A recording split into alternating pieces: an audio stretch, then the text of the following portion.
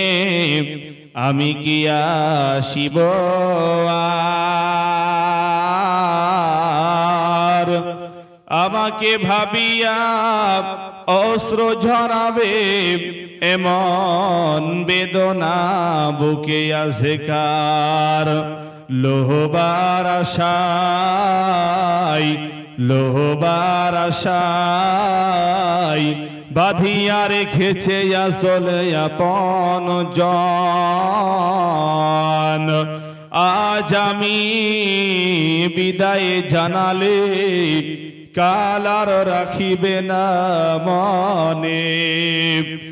আজ আমি বিদায় জানালে কাল আর রাখিবে না মনে। আমি মরে গেলে কাহার শরণে আমি কি আসিব আর, আমাকে ভাবিয়া অশ্রু ঝরাবে এমন বেদনা বুকে আছে কার। লোহবার আশায়, লোহবার আশায় বাঁধিয়া রেখেছে চলে আপন জনে। আজ আমি বিদায় জানালে কাল আর রাখিবে না মনে। আজ আমি বিদায় জানালে কাল আর রাখিবে না মনে। খেওয়া যায় ঘাটে এপার ওপার, খেওয়া যায় ঘাটে এপার ওপার, আমার জীবন এপার ওপার। আজ আমি বিদায় জানালে কাল আর রাখিবে না মনে। আজ আমি বিদায় জানালে কাল আর রাখিবে না মনে। সমস্ত প্রশংসা তারিফ সেই মহান আল্লাহ তাআলার জন্য, যিনি আমাদেরকে মাগরিব বাদ থেকে এই পর্যন্ত কিছু কোরআন এবং হাদিসের আলোচনা রব্বুল আলামিন আমাদেরকে শোনার সুযোগ করে দিয়েছেন। তাই সকলে সে রবের শুকর আদায় করে যাদের জবান আছে ওই মানুষের কাছে আমার আবদার, তারা জবানটা খুলে বলুন আলহামদুলিল্লাহ। তারপরে পরে আমাদের ধর্মের গুরু জনাবে মুহাম্মদুর রাসূলুল্লাহ সাল্লাল্লাহু আলাইহি ওয়াসাল্লামের উপরে অজস্র দরুদ ও সালাম বর্ষিত হোক। সকলে বলি সাল্লাল্লাহু আলাইহি ওয়াসাল্লাম। কোরআন পাক থেকে আমি ছোট্ট একটা আয়াত পাঠ করেছি এবং রাসূলুল্লাহ সাল্লাল্লাহু আলাইহি ওয়াসাল্লামের জবান থেকেও আমি একটা সামান্য একটা হাদিসও পাঠ করেছি। এই হাদিস আর এই কোরআনকে সম্মুখে রেখে আজকের আমার বক্তব্যের বিষয় হলো নবী সাল্লাল্লাহু আলাইহি ওয়াসাল্লামের আদর্শ জীবন। কি বললাম কথাটা? রাসূলুল্লাহর আদর্শ জীবনে থেকে কিছু নসিহতপূর্ণ কথা বলবো ইনশাআল্লাহ। আচ্ছা আপনারা শুনবেন তো নাকি? আচ্ছা কথা বলেন, শুনবেন তো নাকি? রাত্রি অনেক হয়েছে তার জন্য চলে যাবেন নাকি বাপ? আচ্ছা বলেন তো বাবা, আজকে আপনাদের এখানে আলোচনা হচ্ছে, এখানে যদি আলোচনা না হয়ে পঞ্চরাস গান হতো মানুষকে ডাকা লাগতো, লাস্টে বেলায় মারামারি ফাটাফাটি করে রক্তাক্ত হয়ে বাড়ি যেত। আছে না নাই? কথা বলেন আছে না নাই? কিন্তু কোরআন এবং হাদিসের যখন কথা হবে তখন মানুষকে ডেকেও পাওয়া যাবে না। যদি বলা হয় মসজিদে আসো, ভিতরে কোরআন এবং হাদিসের কথা হবে শোনো, তখন মানুষেরা কিছু মানুষ বলবে শুধু মন্ত্রী আর সভাপতি শোনো, আমরা আর শুনবো না। আছে না নাই এরকম লোক? আছে না নাই? আল্লাহ কোরআনে বলেছেন ওয়াইদা কুরিয়াল কুরআনু ফাসতামিউ লাহু ওয়ানসিতু লাআল্লাকুম তুরহামুন। আল্লাহ বলেন যেখানে আমার কোরআন পড়া হয় ওই জায়গায় তোমরা চুপ করে শ্রবণ করো, তাহলে তোমাদের উপরে আমি রবের রহমত বর্ষণ হবে। বলুন সুবহানাল্লাহ। একটু জবান খুলে বলুন সুবহানাল্লাহ। একটু যুবক ভাইরা এদিক ওদিকে ঘোরাফেরা না করে আমরা প্যান্ডেলের ভিতরে গুছিয়ে এসে বসে যাই, বারবার এই আসুন আসুন এই ডাকবো না, আলোচনার ভিতরে চলে যাবো ইনশাআল্লাহ। সকলে রাস্তায় দাঁড়িয়ে থাকবেন না, সবাই আমরা এসে চলে আসি ইনশাআল্লাহ। শেষ বেলাতে আল্লাহ রাসূল হাদিসে যারা শেষ ভালো তার সব ভালো, কথা বুঝে আসলো? নবীজির হাদিস আল্লাহ রাসূল কি বলেন? মান কানা আখিরি কালিমাতিহি লা ইলাহা ইল্লাল্লাহ দাখালাল জান্নাতা। রাসূল বলেছেন যার শেষ কালেমা লা ইলাহা ইল্লাল্লাহ হবে, অতএব যার শেষটা ভালো হবে তার মউতটা ভালো হবে, আর মউতটা ভালো হলে ওই মানুষটার শেষ স্থান জান্নাত হবে। কি হবে? জান্নাত হবে। আচ্ছা বলুন তো আব্বাজান, আমরা জান্নাত চাই কি চাই না? চাই না জান্নাত? আচ্ছা যদি আমরা জান্নাত চাই তাহলে জান্নাতে যাওয়ার কিছু রাস্তা আছে, যে রাস্তা ধরলে জান্নাত পাওয়া যায়। এই রাস্তার নাম হলো সিরাতে মুস্তাকিম। বলুন তো কি নাম বললাম? সিরাতে মুস্তাকিম। এই রাস্তার পথ যদি আমরা অনুসরণ করে চলি তাহলে ওই পথের শেষ ঠিকানার নাম হচ্ছে জান্নাত। শেষ ঠিকানার নাম কি বললাম? জান্নাত। ওই জান্নাত যেতে গেলে, জান্নাত পেতে গেলে দুনিয়াতে একটু কষ্ট করা লাগে বাপ। কি করা লাগে? দুনিয়াতে একটু কষ্ট করা প্রয়োজন আমাদের। আচ্ছা আপনাদেরকে একটা প্রশ্ন করি, বলুন তো, যারা আমরা দুনিয়াতে মুসলমান বলে দাবি করি, মুসলমান যারা ভাবি, আচ্ছা প্রকৃতপক্ষে কি আমরা মুসলমান?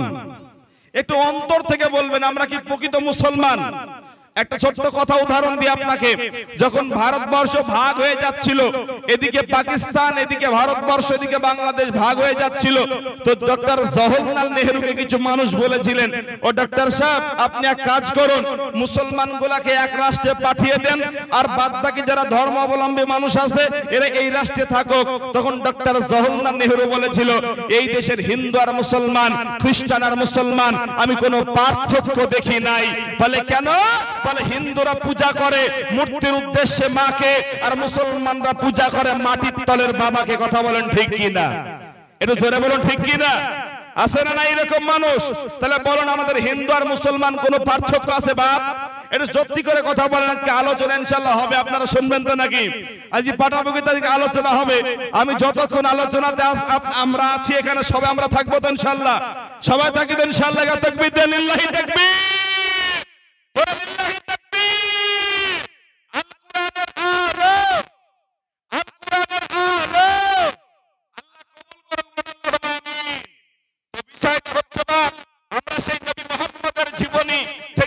আদর্শ কথা বলবো।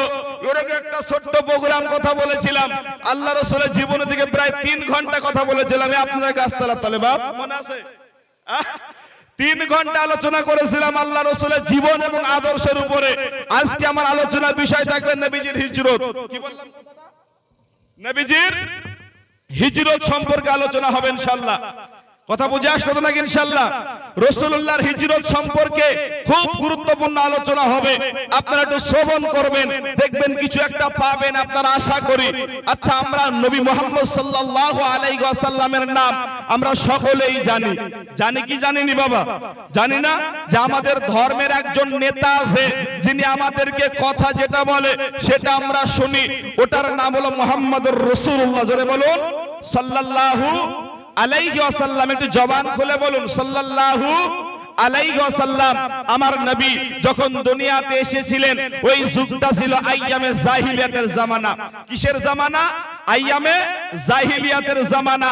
যে যুগে মানুষকে সম্মান দেয়া হতো না, মানুষকে সম্মান করা হতো না, যে যুগের মানুষেরা কোনো রকমের বিভেদ ছিল না, হিন্দু মুসলমান খ্রিস্টান বেদিন কোনো পার্থক্য ছিল না, ওই জামানাতে কোনো মুসলমানদের উপরে কোনো রকমের দুনিয়াতে আল্লাহর আইন ছিল না।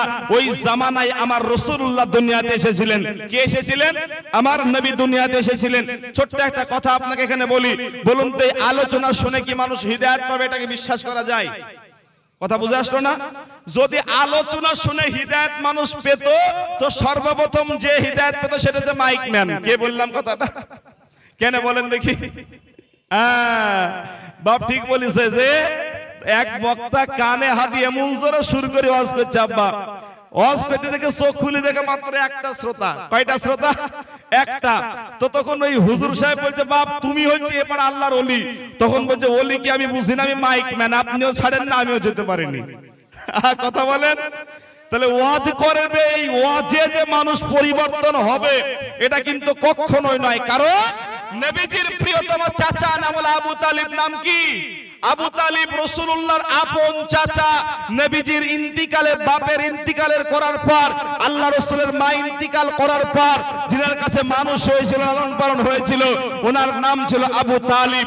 নবীজি যখন আবু তালিব মারা যায়, নবীজি তখন তার মাথার কাছে এসে বলেছিলেন, হে আমার চাচা যান, আপনি একবার লা ইলাহা ইল্লাল্লাহ এই বাক্যটা জবান থেকে বলুন। তখন বলেছিল, হে বেটা মুহাম্মদ, তোমাকে আমি নবী বলে মানলাম না।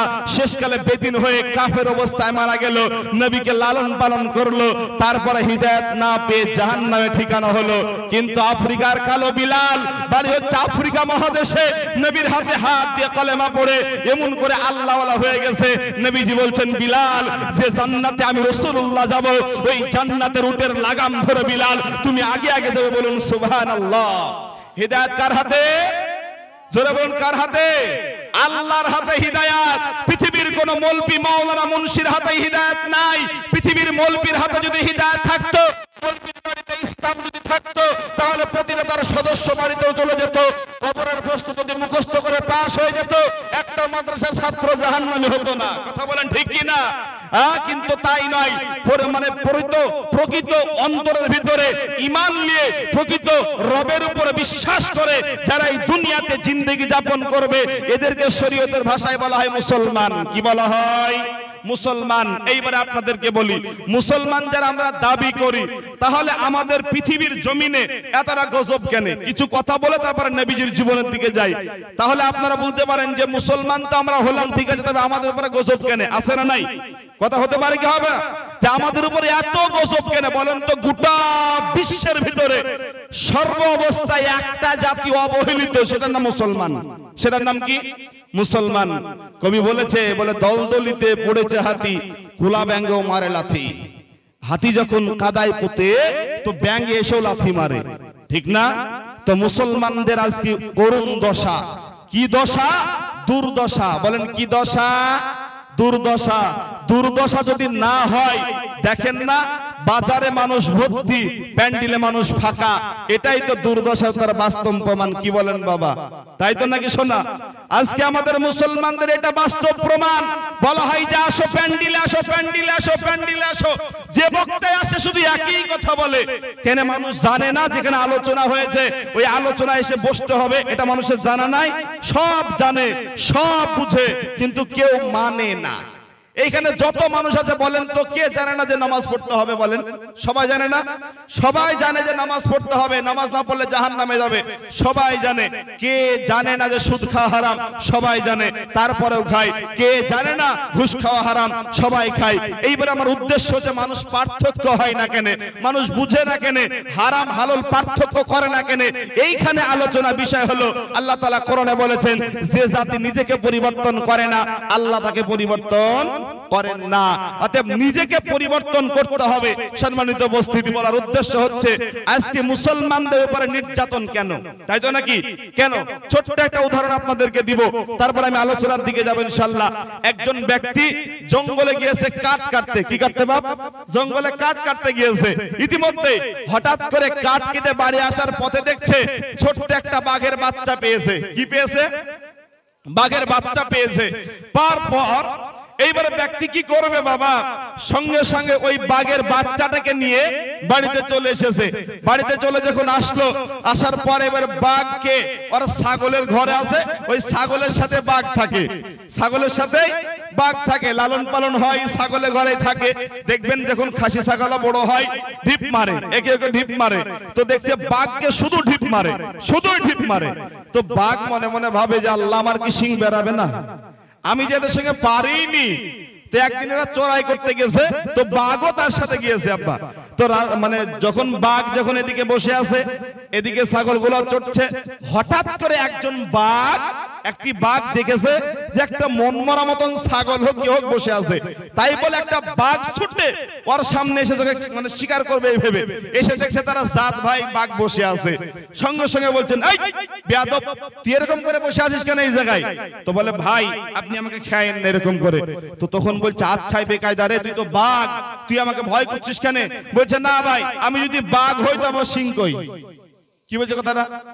যে বাঘ যদি হয় তো আমার সিং কোথায়? তখন মনে মনে বাঘ তখন ভাবছে তো আচ্ছাই বেকায়দা, এর নিজের জাতকে অস্বীকার করে, নিজের জাতকে অস্বীকার করে, তুই তো বাঘ। বলছে আমি সব বুঝলাম, তবে আমার মাথায় সিং কোথায়? বলে তাই যদি হয় তো চল আমার বাসাতে। বাঘের কানটা ধরে টানতে টানতে পানির দিকে নিয়ে যেয়ে বলছে দেখ তোরও দাঁত আমারও দাঁত আছে, তোরও দুখানা কান আমারও দুখানা কান, আমার গায়ে ডোরা ডোরা দাগ তোর গায়ে ডোরা ডোরা দাগ। তখন বলতেছে ভাই সব আমি বুঝেছি, তবে আমার মাথায় সিং কোথায়? কি বলে কথাটা?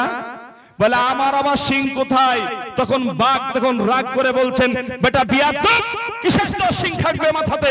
তুই হচ্ছিস বাঘের বাচ্চা, তোর কিসের সিং থাকবে? তুই ছাগলের সাথে থাকতে থাকতে তুই একটা ছাগলের সাথে সারা জনমটা চলতে চলতে তুই এখন বাঘ ছাগলে পরিণত হয়ে গেছিস। কিসে পরিণত হয়ে গেছে? তো বাঘ তুই ছাগলে পরিণত হয়ে গেছিস। আফসোস করে তখন বলতে হয় বাপ, তো আমরা মুসলমান যে জাতি ছিল একটা হুঙ্কারে পূর্ব থেকে পশ্চিম দিগান্তর মানুষের হত্যা হয়ে যেত, আমার মতন একজন মানুষ অর্ধ পৃথিবীকে শাসন করেছিল, সে মুসলমান ছিল। একটা আওয়াজে মুসলমানদের গর্দান থেকে একটা আওয়াজে একটা জাতি ধ্বংস হয়ে যেত, একটা আওয়াজে মুশরিকরা দূর থেকে চলে যেত, একটা আওয়াজে মুশরিকরা দুনিয়া থেকে ধ্বংস হয়ে যেত। আজকে মুসলমানদের পরিস্থিতি এতই খারাপ নিম্ন পর্যায়ে চলে গেছে। আজকে মুসলমানদের পরিস্থিতি হয়ে গেছে ওই ছাগলের মতো। ওরা ভেবেছে যে আমাদের সিং বাড়াবে কবে, ওরা জানে না যে 1000 ছাগল একদিকে থাকলে একটা বাঘ যদি হুঙ্কার দিয়ে যদি চলে যায় 100 ছাগল ময়দান ছেড়ে পালিয়ে যাবে। বলুন কথা বলেন ঠিক কি না? আমাদের মুসলমান ওই ছাগল আলার বাঘের মতন হয়েছে, ঠিক না বাপ? আমাদের কথা ছিল জালসা মাহফিলে থাকা, আমাদের কথা ছিল যেখানে কোরআন হাদিসের কথা হবে। একটা জায়গায় একটা ফুলে যদি মধু থাকে তো ওই মৌমাছি ফুলে এসে মধুর জায়গায় বসে যায়, ও জানে কোথায় মধু পাওয়া যায়, ও জানে কোন জায়গায় গেলে মধু পাওয়া যাবে। আর যার ভিতরে বিবেক নাই, বুদ্ধি নাই, ও কোনোদিন মৌচাকে বসবে না বাপ। এইখানে মধু আছে, যারা মধুর মর্মতা বুঝে এসে এই বাগানে বসেছে। বলুন আলহামদুলিল্লাহ। যারা বুঝে না তারা তো রাস্তাঘাটে বেরাবে, তাই তো নাকি ইনশাআল্লাহ? তাহলে আমাদের মুসলমানদের অধপতনে যাওয়ার কারণ আপনাদের বুঝে আসলো বাপ। কেন? ওই যে ছাগলের সাথে থাকতে থাকতে আমরা কখন ছাগল হয়ে গেছি, অমুসলমানদের সাথে থাকতে থাকতে আমরাও কখন অমুসলমান হয়ে গেছি। দেখেন না যুবকদের পরিস্থিতি, পায়ের দিকে তাকিয়ে দেখবেন টাকলুর নিচে প্যান্ট। কিসের নিচে প্যান্ট? টাকলুর নিচে প্যান্ট। যুবকদের মা বোনদের দিকে আপনি তাকিয়ে দেখেন, মা বোনদের পরিস্থিতি বলতে গেলে তো বড় লজ্জা লাগে। হায় আমার মা খালা, যে মা খালারা ছিল পর্দাশীল, যে মা খালা ছিল পর্দাবতী মহিলা, আজকে ওই মা খালাদের দিকে তাকাতে হিন্দু মেয়েরাও লজ্জা বোধ করে। কথা বলেন ঠিক কিনা? হিন্দুরা মনে মনে ভাবে আমাদের তো যে কোনো একটা জিনিস আছে রে ভাই, কিন্তু এরা কোন জাতির জাত যে এদের ভিতরে কোনো মান ইজ্জত বলে কিছুই নেই। আচ্ছা সত্যি করে একটা কথা বলবেন তো আব্বা, যখন ঈদ হয়, ঈদ যখন আমাদের হয়, ওই করিমপুর যে করিমপুর একটা পার্ক আছে, ওই পার্কে বেশিরভাগ মানুষ হিন্দু যায় না মুসলমান যায়? কথা বলেন, হিন্দু যায় না মুসলমান যায়? মানিকতলায় মেলা হয়, হিন্দু যায় না মুসলমান যায়? জান দেখেন গা সভাপতি মুসলমান, জান কারা দেখবেন যত আছে পাহারা দেয় ভলেন্টিয়ার মুসলমান। তো তোমার ভাগ্যে কপাল পোড়া জাতি, তোমার ভাগ্যে তুমি মার খাবা না তো খাবে কে? কথা বলেন ঠিক কি না? তুমি মার খাবা না তো খাবে কে? আমার তো অবাক লাগে এদেরকে মুসলমান বলতে। রাসূলুল্লাহর আদর্শ জীবন তো এটা ছিল না। নবীজির জীবন কি ছিল আপনাকে সামনে আস্তে আস্তে এগিয়ে নিয়ে যায়। আল্লাহ তাআলা বলেন লাকাদ কানা লাকুম ফি রাসূলিল্লাহি উসওয়াতুন হাসানাহ। হে মুহাম্মদ সাল্লাল্লাহু আলাইহি ওয়াসাল্লাম, আমি আল্লাহ রাব্বুল আলামিন পৃথিবীতে যত কিছু যা আছে সবচেয়ে সুন্দর চরিত্র হলো আমার নবীর। বলুন সুবহানাল্লাহ। বলুন তো কার নবীর? জোরে বলুন কার নবীর? আমাদের নবীর চেহারার সার্টিফিকেট দিয়েছেন কে? জোরে বলুন কে? আমার আল্লাহ কোরআনে বলেছেন ইন্নাকা লা আলা খুলুকিল আযীম। হে নবী আপনার চেহারা হলো সবার উপরে, আপনার খুলুক আপনার চরিত্র হলো সবার উপরে। আমার নবীর চরিত্র সম্পর্কে তসলিমা নাসরিন নাস্তিক আমার নবীর চরিত্র সম্পর্কে কিছু বাংলাদেশে ইদানিং কিছু লোক দেখা যায় তারা নাস্তিক আমার নবীর চরিত্র সম্পর্কে তারা কটূক্তি মন্তব্য করে। আচ্ছা বলুন তো নবীর চরিত্র সম্পর্কে তারা যদি কটূক্তি করে আমার নবীর কি ইজ্জত কমে যাবে? কথা বলেন কমে যাবে কি? বলুন তো সম্মান দিয়েছেন কে? একটু জোরে বলুন সম্মান দিয়েছেন কে? আমার নবীর মতন কোনদিন কেউ দুনিয়াতে আছে? কোনদিন কেউ আছে কি? কবি বলছেন হয়নি হবে না হতে পারে না আমার নবীর সাথে কার তুলনা। বলুন সুবহানাল্লাহ। হয়নি হবে না হতে পারে না আমার নবীর সাথে কার তুলনা। হাই হাই তুলনা তো দূরের কথা ছায়াও মিলে না, তুলনা তো দূরের কথা ছায়াও মিলে না। হয়নি হবে না হতে পারে না আমার নবীর সাথে কার তুলনা। সকল নবী রাসূল ছিল খোদার দেওয়ানা। কার দেওয়ানা? সকল নবী রাসূল ছিল আল্লাহর দেওয়ানা, তাই তো বাপ? সকল নবী রাসূল ছিল খোদার দেওয়ানা। শেষ নবীকে দেখবে তারা মানে খোদাকে তারা দেখবে তারা মনে তামান্না। সকল নবী রাসূল ছিল খোদার দেওয়ানা, দুই নয়নে দেখবে তাদের মনে তামান্না। হায় হায় শেষ নবীকে দেখে নিলেন, শেষ নবীকে দেখে নিলেন পাক রব্বানা। হয়নি হবে না হতে পারে না আমার নবীর মতো কার তুলনা। হায় হায় তুলনা তো দূরের কথা ছায়াও মিলে না। হয়নি হবে না হতে পারে না আমার নবীর সাথে কার তুলনা। ইউসুফ নবীকে দেখে যারা আঙ্গুল কেটেছিল, কেটেনি বাবা? কোরআনে লেখা নাই? ইউসুফ নবীকে দেখে আঙ্গুল কেটেছিল। আম্মা জান ডেকে বলো যদি তারা নবীকে দেখিত তাদের কলিজা কাঁপিত। হয়নি হবে না হতে পারে না আমার নবীর সাথে কার তুলনা। বলুন সুবহানাল্লাহ। বলেন হবে নবীর সঙ্গে আমার কারোর তুলনা? নবীর সাথে কারোর তুলনা হবে না। নবীর চরিত্রের সার্টিফিকেট দিয়েছেন তিনি হলেন আল্লাহ। তিনি কে? আল্লাহ পাক রব্বুল আলামিন নবী সার্টিফিকেট দিয়েছেন যে আপনি হলেন সবার উপরে সবার ঊর্ধ্বে। হে নবী আপনার উপরে আর কেউ নেই। আল্লাহ তাআলা তার নবীকে বলেছেন হে নবী লাকাদ কানা লাকুম ফি রাসূলিল্লাহি উসওয়াতুন হাসানাহ।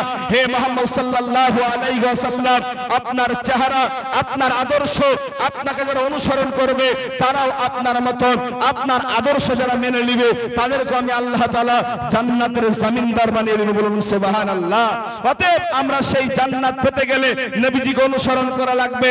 আল্লাহ তাআলা কোরআনে সূরা আল ইমরানের 31 নম্বর আয়াত আল্লাহ তাআলা বলেছেন কুল হে নবী আপনি বলুন ইন কুনতুম তুহিব্বুনাল্লাহ ফাত্তাবিউনি ইউহিব্বুকুমুল্লাহ ওয়া ইয়াগফির লাকুম যুনুবাকুম ওয়াল্লাহু গফুরুর রহিম। হে নবী আপনি মানুষদেরকে জানিয়ে দেন ওরা যদি আল্লাহকে পেতে চায় আল্লাহর ভালোবাসা অর্জন করতে চায় তারা যেন আমার নবীকে অনুসরণ করে চলে। কাকে অনুসরণ করবে? নবীকে অনুসরণ করে চলবে। আর নবীকে অনুসরণ করে চললে কি হবে? আল্লাহ তাআলা বলেন ওয়াগফির লাকুম যুনুবাকুম আল্লাহু গফুরুর রহিম। আল্লাহ তার জীবনের আল্লাহ তার পূর্বের গুনাহ যা ছিল আল্লাহ সব maaf করে দিবে। বলুন সুবহানাল্লাহ। অতএব নবীকে অনুসরণ করা লাগবে। সম্মানিত মা বোনেরা আমার ভাইরা কেউ উঠাউঠি করবেন না। আপনাদের ধৈর্য পর্যন্ত আলোচনা হবে ইনশাআল্লাহ। আপনাদেরকে বেশি বিরক্ত করব না। আপনাদের ধৈর্য পর্যন্ত আলোচনা হবে ইনশাআল্লাহ তাআলা। অতএব আপনারা মানে যে কোটায় মানুষ বসে আছেন খুব গুরুত্ব দিয়ে কথা শুনবেন ইনশাআল্লাহ। তবে আমরা যেটা বলতে চাইছিলাম বলুন তো আল্লাহর নবী সাল্লাল্লাহু আলাইহি ওয়াসাল্লাম এই দুনিয়াতে যখন এসেছিলেন ওই জামানাটার নাম ছিল আইয়ামে জাহিলিয়া। কি বললাম কথাটা? আইয়ামে জাহিলিয়া। তোমার কথা বলেন বিরক্ত লাগে নাকি বাপ? আইয়ামে জাহিলিয়াত ওই জামানাটার নাম হলো মূর্খতার যুগ, বর্বরতার যুগ। যেই যুগে মানুষ কেউ কাউকে দেখতো না, কেউ কাউকে বুঝতো না, কেউ কাউকে সম্মান দিত না। ওই জামানাটা ছিল আইয়ামে জাহিলিয়াত। ওই জামানায় নারীদের কোনো সম্মান দিত না, নারীদের কোনো মর্যাদা দিত না। ওর জন্যই তো আল্লাহর নবীর কাছে একজন সাহাবা এসে বলছেন হে মুহাম্মদ সাল্লাল্লাহু আলাইহি ওয়াসাল্লাম আপনাকে আমি বলি মুহাম্মদ সাল্লাল্লাহু আলাইহি ওয়াসাল্লাম এই দুনিয়াতে যারা বেঁচে আছে এই দুনিয়াতে এই দুনিয়াতে যারা বেঁচে আছে তারা দুনিয়াতে যেন আপনাকে অনুসরণ করে চলে। এই কথা শুনে একজন সাহাবা দেখে বলে, আল্লাহর নবী, আমি তো বড় অন্যায় করেছি, পাপ করেছি। রাসূলুল্লাহ বললেন, হে আমার সাহাবা, তুমি কি এমন পাপ করেছো, কি এমন অন্যায় করেছো? তখন ওই সাহাবাটা নবীজির সামনে এসে বলছেন, নবী গো, আমার একটা সুন্দর মেয়ে ছিল, মেয়েটার নাম হলো জামিলা। নাম কি বললাম? মেয়েটার নাম হলো জামিলা। নবী গো, মেয়েটা আমাকে অনেক আদর করেছিল, আমাকে আব্বা আব্বা বলে ডেকেছিল। ইয়া রাসূলুল্লাহ, আমার স্ত্রীর পেটে যখন আমার এই বাচ্চাটা ছিল, আমি ব্যবসার জন্য বাড়ি থেকে চলে গেছিলাম। আমি স্ত্রীকে বলে গেছিলাম, হে আমার বিবি, আমার এই সন্তানটা যদি ছেলে হয় তাহলে লালন পালন করবি, বিবি রে, যদি মেয়ে হয় তাহলে জ্যান্ত মাটিতে পুঁতে দিবি, নচেৎ তার গলা টিপে হত্যা করে ফেলবি। বলুন তো, সেই জামানায় কোনো মহিলাদের সম্মান ছিল? বাপ, মহিলাদের কোনো সম্মান ছিল না। এইবারে তখন জামিলার আব্বা, ওই সাহাবাটার নাম হলো দাহিয়া কালবি। নাম কি? সাহাবার নাম হলো দাহিয়া কালবি। দাহিয়া কালবি বলেন, ইয়া রাসূলুল্লাহ, আমি যখন আমার ওই সন্তানটাকে আমি বিদেশ থেকে বাড়ি আসলাম, এসে দেখি আমার বাড়িতে একটা মেয়ে বসে আছে, কত সুন্দর দেখতে, জামিলা। জামিলার নাম, জামিলা কথার অর্থ হলো সুন্দরী। এইবারে জামিলাকে যখন দেখলেন, তার মা মনে মনে ভাবলেন, মনে হয় আমার স্বামীর ভিতরে মেয়েটার প্রতি মহব্বত তৈরি হয়েছে, ভালোবাসা তৈরি হয়েছে। এই কারণে কয়েকদিন যাবার পর সঙ্গে সঙ্গে দাহিয়া কালবি বলেন, বিবি আমার, এই সন্তানটা কার? তখন দাহিয়া কালবি বলেন, এই সন্তানটা কার? তখন তার স্ত্রী বলেন, স্বামী আমার, এই সন্তানটা হলো আপনার, এই মেয়েটা হলো আপনার। দাহিয়া কালবি বলেন, ইয়া রাসূলুল্লাহ, আমার মেয়েটা কথা যখন আমি শুনলাম, আমার ব্রেনটা তখন ঠিক থাকলো না। আমি বললাম, বিবি রে, তুই কি এমন অন্যায় করেছিস আমি প্রকাশ্যে বলতে পারলাম না। মনে মনে তিনি ভাবেন যে এই মেয়েকে যে কোনো উপায় হোক না কেন, এই মেয়েকে আমার বাড়ি থেকে সরাতে হবে, এই মেয়েকে আমার বাড়ি থেকে বিদায় করতে হবে। এই কথা শুনে যখন বলেন, তখন ওই যুগে কোনো মর্যাদা দিত না, ওই যুগে কোনো কথা বলতো না। সুন্দর একটা মহিলা, সুন্দর ফুটফুটি দেখতে, 3-4 বছর একটা মেয়ে কথা বলতে শিখেছে ইতিমধ্যেই, এরকম করে কথাবার্তা বলে। সঙ্গে সঙ্গে তারা বিবিকে ডেকে বলেন, বিবি রে, আমি আজকে অমুক জায়গাতে যাব, একটা জায়গায় আমার ছোট্ট মেয়ে জামিলাকে নিয়ে একটু ঘুরতে যাব, তুমি একটু সাজিয়ে দাও, তুমি একটু ভালো করে আমার জামিলাকে সুন্দর করে একটু সাজিয়ে গুজিয়ে দাও। এই কথা যখন জামিলাকে বলল, জামিলার মাকে বলেছে, জামিলার মা মনে মনে ভাবে, হায় আল্লাহ, আমার এই জামিলার কি কোনো ক্ষতি হবে নাকি? বলুন তো, যদি সন্তানের বিপদ হয় আগে খবর জানে কে? আগে খবর জানে তার মা, তার আব্বা মা। অন্তরে কলিজার ভিতরে যেন ব্যথা শুরু হয়ে যায়। দেখেন না, একটা সন্তান যদি বিদেশে থাকে, বাপের মায়ের বিদেশে যদি সন্তানের কোনো অ্যাক্সিডেন্ট হয়, যদি কোনো মানে খারাপ সংবাদ শোনে, ওই দিন তার মা অথবা তার আব্বার অন্তরের ভিতরে একটা আঘাত লাগা হারে। আমার মনে হয় সন্তানের কোনো বালা মুসিবত হয়েছে। জামিলার মা বলেন যে আমার মনে মনে ভয় হলো, না জানি আমার স্বামী আমার জামিলার কোনো ক্ষতি করে দেয়। আমি ভাবলাম মনে মনে, না, মনে হয় কিছু ক্ষতি করবে না, যেহেতু অনেকটা ভালোবাসে আমার জামিলাকে। জামিলাকে এইরকম করে কথা বলে, জামিলাকে সুন্দর করে লালন পালন করে, ভালো করে তাকে সাজিয়ে দিয়ে, এইবারে জামিলার বাপ দাহিয়া কালবি বলেন, ইয়া রাসূলুল্লাহ, আমার ছোট্ট মেয়েটাকে আমি সঙ্গে নিয়ে যাচ্ছিলাম, যেতে যেতে আমি বাজার পানে না যে আমি বাজারের দিকে গেলাম না, আমি চলতে শুরু করলাম মরুর প্রান্তে, যেদিকে মরুভূমি আছে, যেদিকে মানুষজন কেউ যায় না। আমি একটা ঘাড়ে আমি একটা কোদাল নিয়ে নিলাম। এই কোদালটা নিয়ে যখন আমি রওনা দিলাম মরুর প্রান্তে, জামিলা বলেন, আব্বা জান, আপনি এত রোদে এত তাপে আপনি এই দিকে কোথায় চলছেন? আপনি এই দিকে কোথায় যাচ্ছেন? জামিলার আব্বা বলেন যে আমি এই কথা শোনার সঙ্গে সঙ্গে দাহিয়া কালবি বলেন, ইয়া রাসূলুল্লাহ, আমার তার কথায় কোনো মায়া জাগলো না নবী আমার তার কথায় কোনো দয়া হলো না। আমি তার কথার ভিতরে আমার পাষাণ হৃদয়টা, তার কথাতে আমার কোনো মায়া আসলো না। জামিলা বলেন, আব্বা জান, এই রোদের কারণে আপনি গা থেকে ঘাম বেরিয়ে যায়, আব্বা আপনি কোথায় যাচ্ছেন? আমি কিছু দূর চলে গেলাম, চলতে চলতে একটা জায়গায় আমি আমার মেয়েটাকে বসতে বললাম, আর আমি তার জন্য আস্তে আস্তে কোদাল দিয়ে ওই মদিনার বালি মিশ্রিত মাটিটা খুঁড়তে শুরু করলাম। খুঁড়তে খুঁড়তে যখন আমি হাঁপিয়ে যাই, আমার মেয়েটা দৌড়ে আমার বুকের সাথে এসে বলে, আব্বা জান, আপনি এত কষ্ট করে এখানে গর্ত বরণ করেন, মনে হয় আপনার অনেক কষ্ট হয়ে যায় বলে চুল থেকে দাড়ি থেকে তার ধুলা গলা বালিগুলো আস্তে আস্তে ঝেড়ে ঝেড়ে তারা সুন্দর করে পরিষ্কার করে দেয়। দাহিয়া কালবি বলেন, নবী আমার মেয়েটার দিকে তারপরে আমার কোনো মায়া জাগলো না, আমার মেয়েটার দিকে তারপরে আমার মায়া জাগলো না। ইয়া নবী, ইয়া রাসূলুল্লাহ, আমি তখন আমার মেয়েটাকে আবার বসিয়ে দিলাম। ইতিমধ্যে আবার আমি যখন ঘুরতে শুরু করলাম, আমার মেয়েটা দূর থেকে এসে আমাকে পেছন থেকে ধরিয়ে বলছে, আব্বা আপনি অনেক কষ্ট হয়ে যাচ্ছে, আব্বা আপনি এইখানে এরকম করে গর্ত কেন করে? মেয়েটা কি জানে যে তার শেষ জীবন এইখানেই চলে যাবে? মেয়েটা কখনো ভাবেনি সঙ্গে সঙ্গে যখন তার গলা পর্যন্ত পুঁতে যাবে এইরকম করে একটা গর্ত খনন হয়েছে। দাহিয়া কালবি ছোট্ট করে ডেকে বললেন, মা একটু এদিকে আসো তো, মা একটু এদিকে আসো বলেছে। যখন একটা মেয়ে, বাচ্চা মেয়ে যখন ওই গর্তটা দেখতে গিয়েছে, পেছন থেকে ধাক্কা মেরে ফেলে দিয়ে মাটির তলে ওই গর্তের ভিতরে ধাক্কা দিয়ে ফেলে দিয়েছে। মুখটা একটা পাথর দিয়ে এইরকম করে মারবে। জামিলা তখন বলছে, আব্বা আমাকে আপনি এইরকম করে মারবেন না, আপনার পরিচয় আমি দুনিয়াতে দিব না, আপনার পরিচয় আপনাকে আমি দুনিয়াতে দিব না, আপনি আমাকে ছেড়ে দেন, আমি অন্য দেশে ভিক্ষা করে খেয়ে বেঁচে থাকবো, আপনি আমাকে এইরকম করে মারবেন না। তখন দাহিয়া কালবি বলে, আল্লাহর নবী এই কথা আমার মনে কোনো মায়া জাগলো না। আমি পাথরটা নিয়ে যখন আমি আমার মেয়েটাকে এইরকম করে আঘাত করলাম, আমি দেখলাম আমার ছোট্ট মেয়েটার মাথাটা ফেটে মগজটা যেন ভিনকে বেরিয়ে আসলো। আমি তাকে তাজা দাফন করে দিয়ে চলে আসলাম। ইয়া রাসূলুল্লাহ, এই পাপ কি আমার কোনোদিন মাফ হবে? নবীজি বললেন, এ দাহিয়া তুমি যে একটা পাষাণ মানুষ, তুমি কি করে একটা বাচ্চা ছেলেকে এইরকম করে হত্যা করতে পারলে? দাহিয়া কালবি বলেন, নবী আমার এইরকম করে আমি নিজে হাতে ৭০টার অধিক আমি মেয়ে বাচ্চাকে মেরেছিলাম। দাহিয়া কালবি বলেন, নবী আমার এই পাপের কি আমার ক্ষমা হবে? নবীজি বললেন, দাহিয়া তুমি এত বড় পাপ করেছো, আল্লাহ তাআলা তোমাকে মাফ করবে যদি রবের কাছে তুমি তওবা করতে পারো। বলুন তো এই জামানার নাম ছিল জাহিলিয়াতের যুগ। কিসের যুগ ছিল বাবা? জাহিলিয়াতের যুগ, যেখানে কোনোদিন সম্মান ছিল না। ওই জামানা এসেছিল আমার নবী। কে এসেছিল? আল্লাহর নবী। নবীজির জন্ম কত খ্রিস্টাব্দে বা নবীজির জন্ম কত সালে? একটা হাত তুলে বলেন নাকি কে পারবেন, তার জন্য খাস করে দোয়া করব। নবীজির জন্ম কত সালে? কত? 570। মাশাআল্লাহ, আল্লাহ তাআলাকে কবুল করুন, আল্লাহুম্মা আমিন। নবীজির জন্ম 570 খ্রিস্টাব্দে। রাসূলুল্লাহর জন্ম হলো মক্কাতে। কোথায়? মক্কাতে। নবীজির আব্বার নাম হলো আব্দুল্লাহ, মায়ের নাম আমিনা।